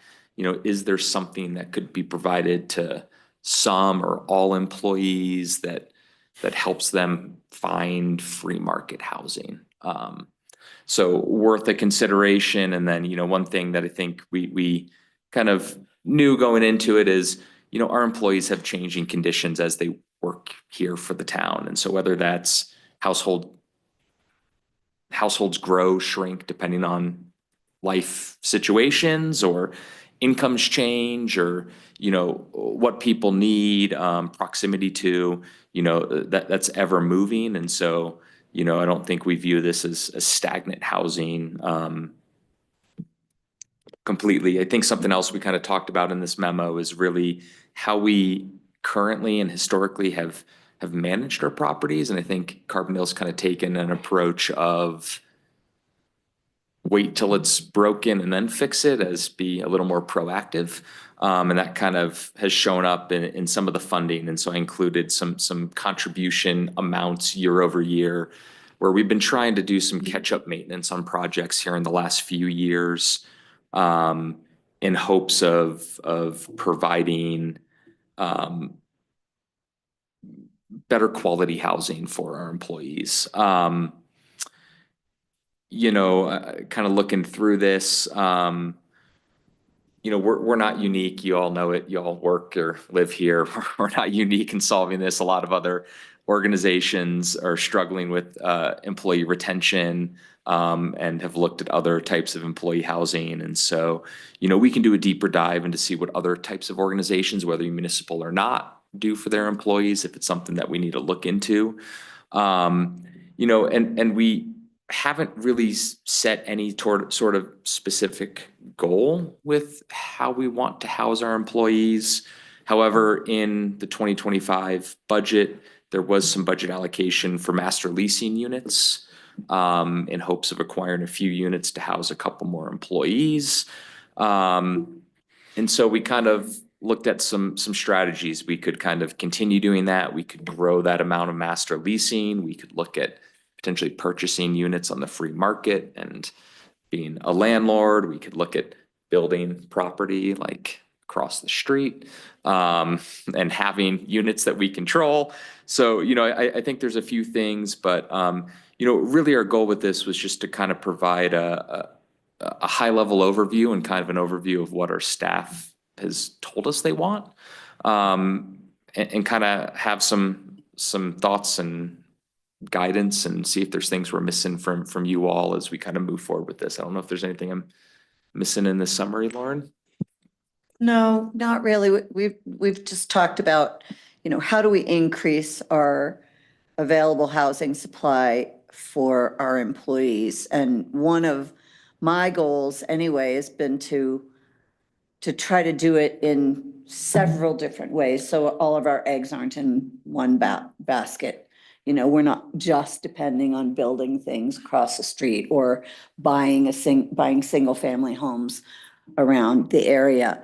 We had 6 units when I got here. We added a unit basically by dividing a 4-bedroom house and making it into 2 smaller units.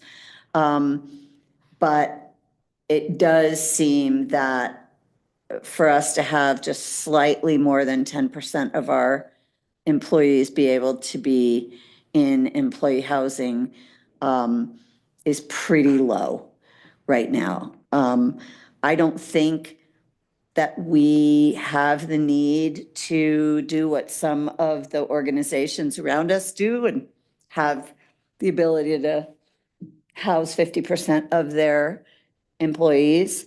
But I do think we need to work toward getting closer to maybe 20%. And to have enough of a variety that we can really serve our employees well. We did, when I first got here, and I know I was talking about this morning, rental prices had been set for various units, and it didn't really matter who lived there or how much they made. Their rent was their rent, and it basically never went up. We have changed that. First of all, we believe strongly that somebody who makes 60,000 should not be paying the same rent necessarily in employee housing as somebody who makes 115. So we have gradually gone to a formula based on gross pay. It is lower than the formula that the federal government uses. And we didn't even want to touch net pay because there's too many variables about who's putting what in their retirement accounts and all of that kind of thing. But we still have employees, if they've been in employee housing for a long time, that they're not even on that system yet, because it would mean literally that their rent would go up $500 a month. Their income has gone up well over $500 a month, but their rent never really changed. So it's really a gradual, let's have a program with a system that is fair to our employees. And so Jared's really been doing a great job with that. But it's still a work in progress. Great. Thanks, Lauren. With the time, it's now after 9. I think we should probably focus pretty high level here and just, what would we like to see as some next steps on this? We identified this at our retreat back in August as something we wanted to work on this year, and we haven't done that before, our staff housing. And so, what other kind of work would we like to do? The survey was a really great first step.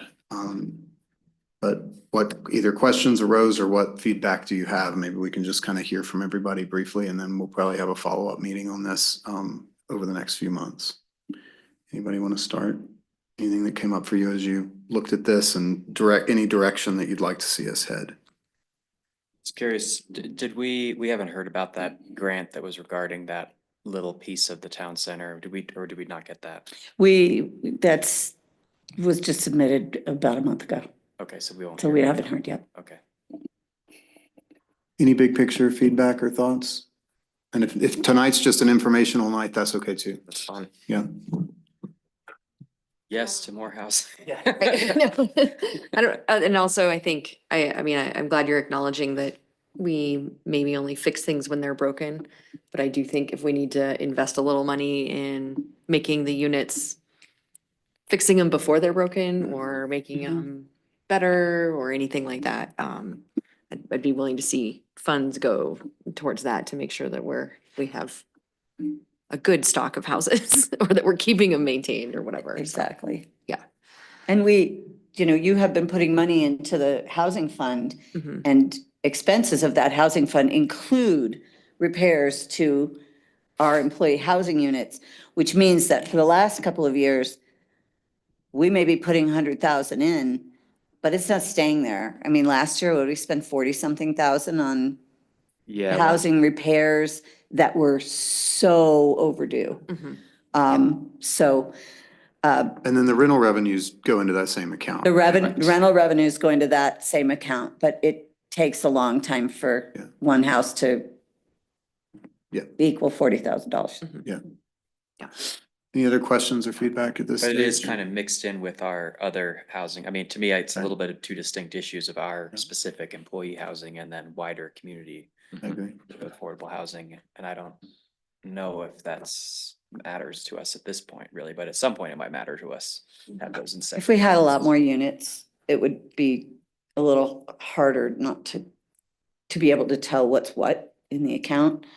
But at this point, it's Now I pretty think it's- easy. There's not a lot of different expense categories or revenue categories. I mean, my main thoughts would just be, I like the idea of setting some targets. I think having a numeric target, and if it's that we're able to house 20% of our staff and based on the survey, that would deal with a lot of the need. I think having a target to shoot for is helpful. And I think doing a little bit of research, again, when we have the staffing capacity, when we add our new person in the planning department eventually, I mean, that was mentioned in here, right? That we get it, that we're understaffed to do this kind of work. But that we find out what other municipalities around us are doing who are similarly, resourced, not what Aspen's doing, but I was mentioning to Lauren, my understanding in the town of Basalt is when they approve a new rental development and they require some deed restrictions, they have a prioritization system where town staff gets first dibs on those. And so they've housed, I think, 40% or so of their staff through that, because the school district's on this prioritization list, but we never get the call. Because it has to go through town staff, then the preschools, then somebody else, then the general ed school district. And so I think they've been able to, that's a trade-off that then we're not housing as many of our general workforce out there. But I'd just like to know a little bit more about programs like that. I want to be careful with things like master leases, because once you put somebody in one of those, then that's essentially a housing stipend for the lucky few who are in that. And then we either tell them they have to move, or we have to keep doing that forever, and the master lease rate might go up on our end, and we don't raise rents commensurate with that. So I think a housing stipend is worth looking into, but it'd probably be a needs-based thing. If you're contributing, if you're spending over 30% of your gross household income on housing, then you can apply for it, something like that, so that people who don't need it aren't getting it. But I think those could be down the road. But I like that we're at least starting this discussion. Yeah, Jess. I was just gonna say that there's probably resources for that research we're talking about. The research has probably been done. So maybe we can just reach out to like the Regional Housing Authority or Habitat or something like that. Yeah, and see what they have. I don't wanna waste a bunch of time. Yeah, I don't wanna waste a bunch of time calling Basalt and calling Aspen, and like you can probably just get it all in one place. Okay. Anything else on this topic for tonight?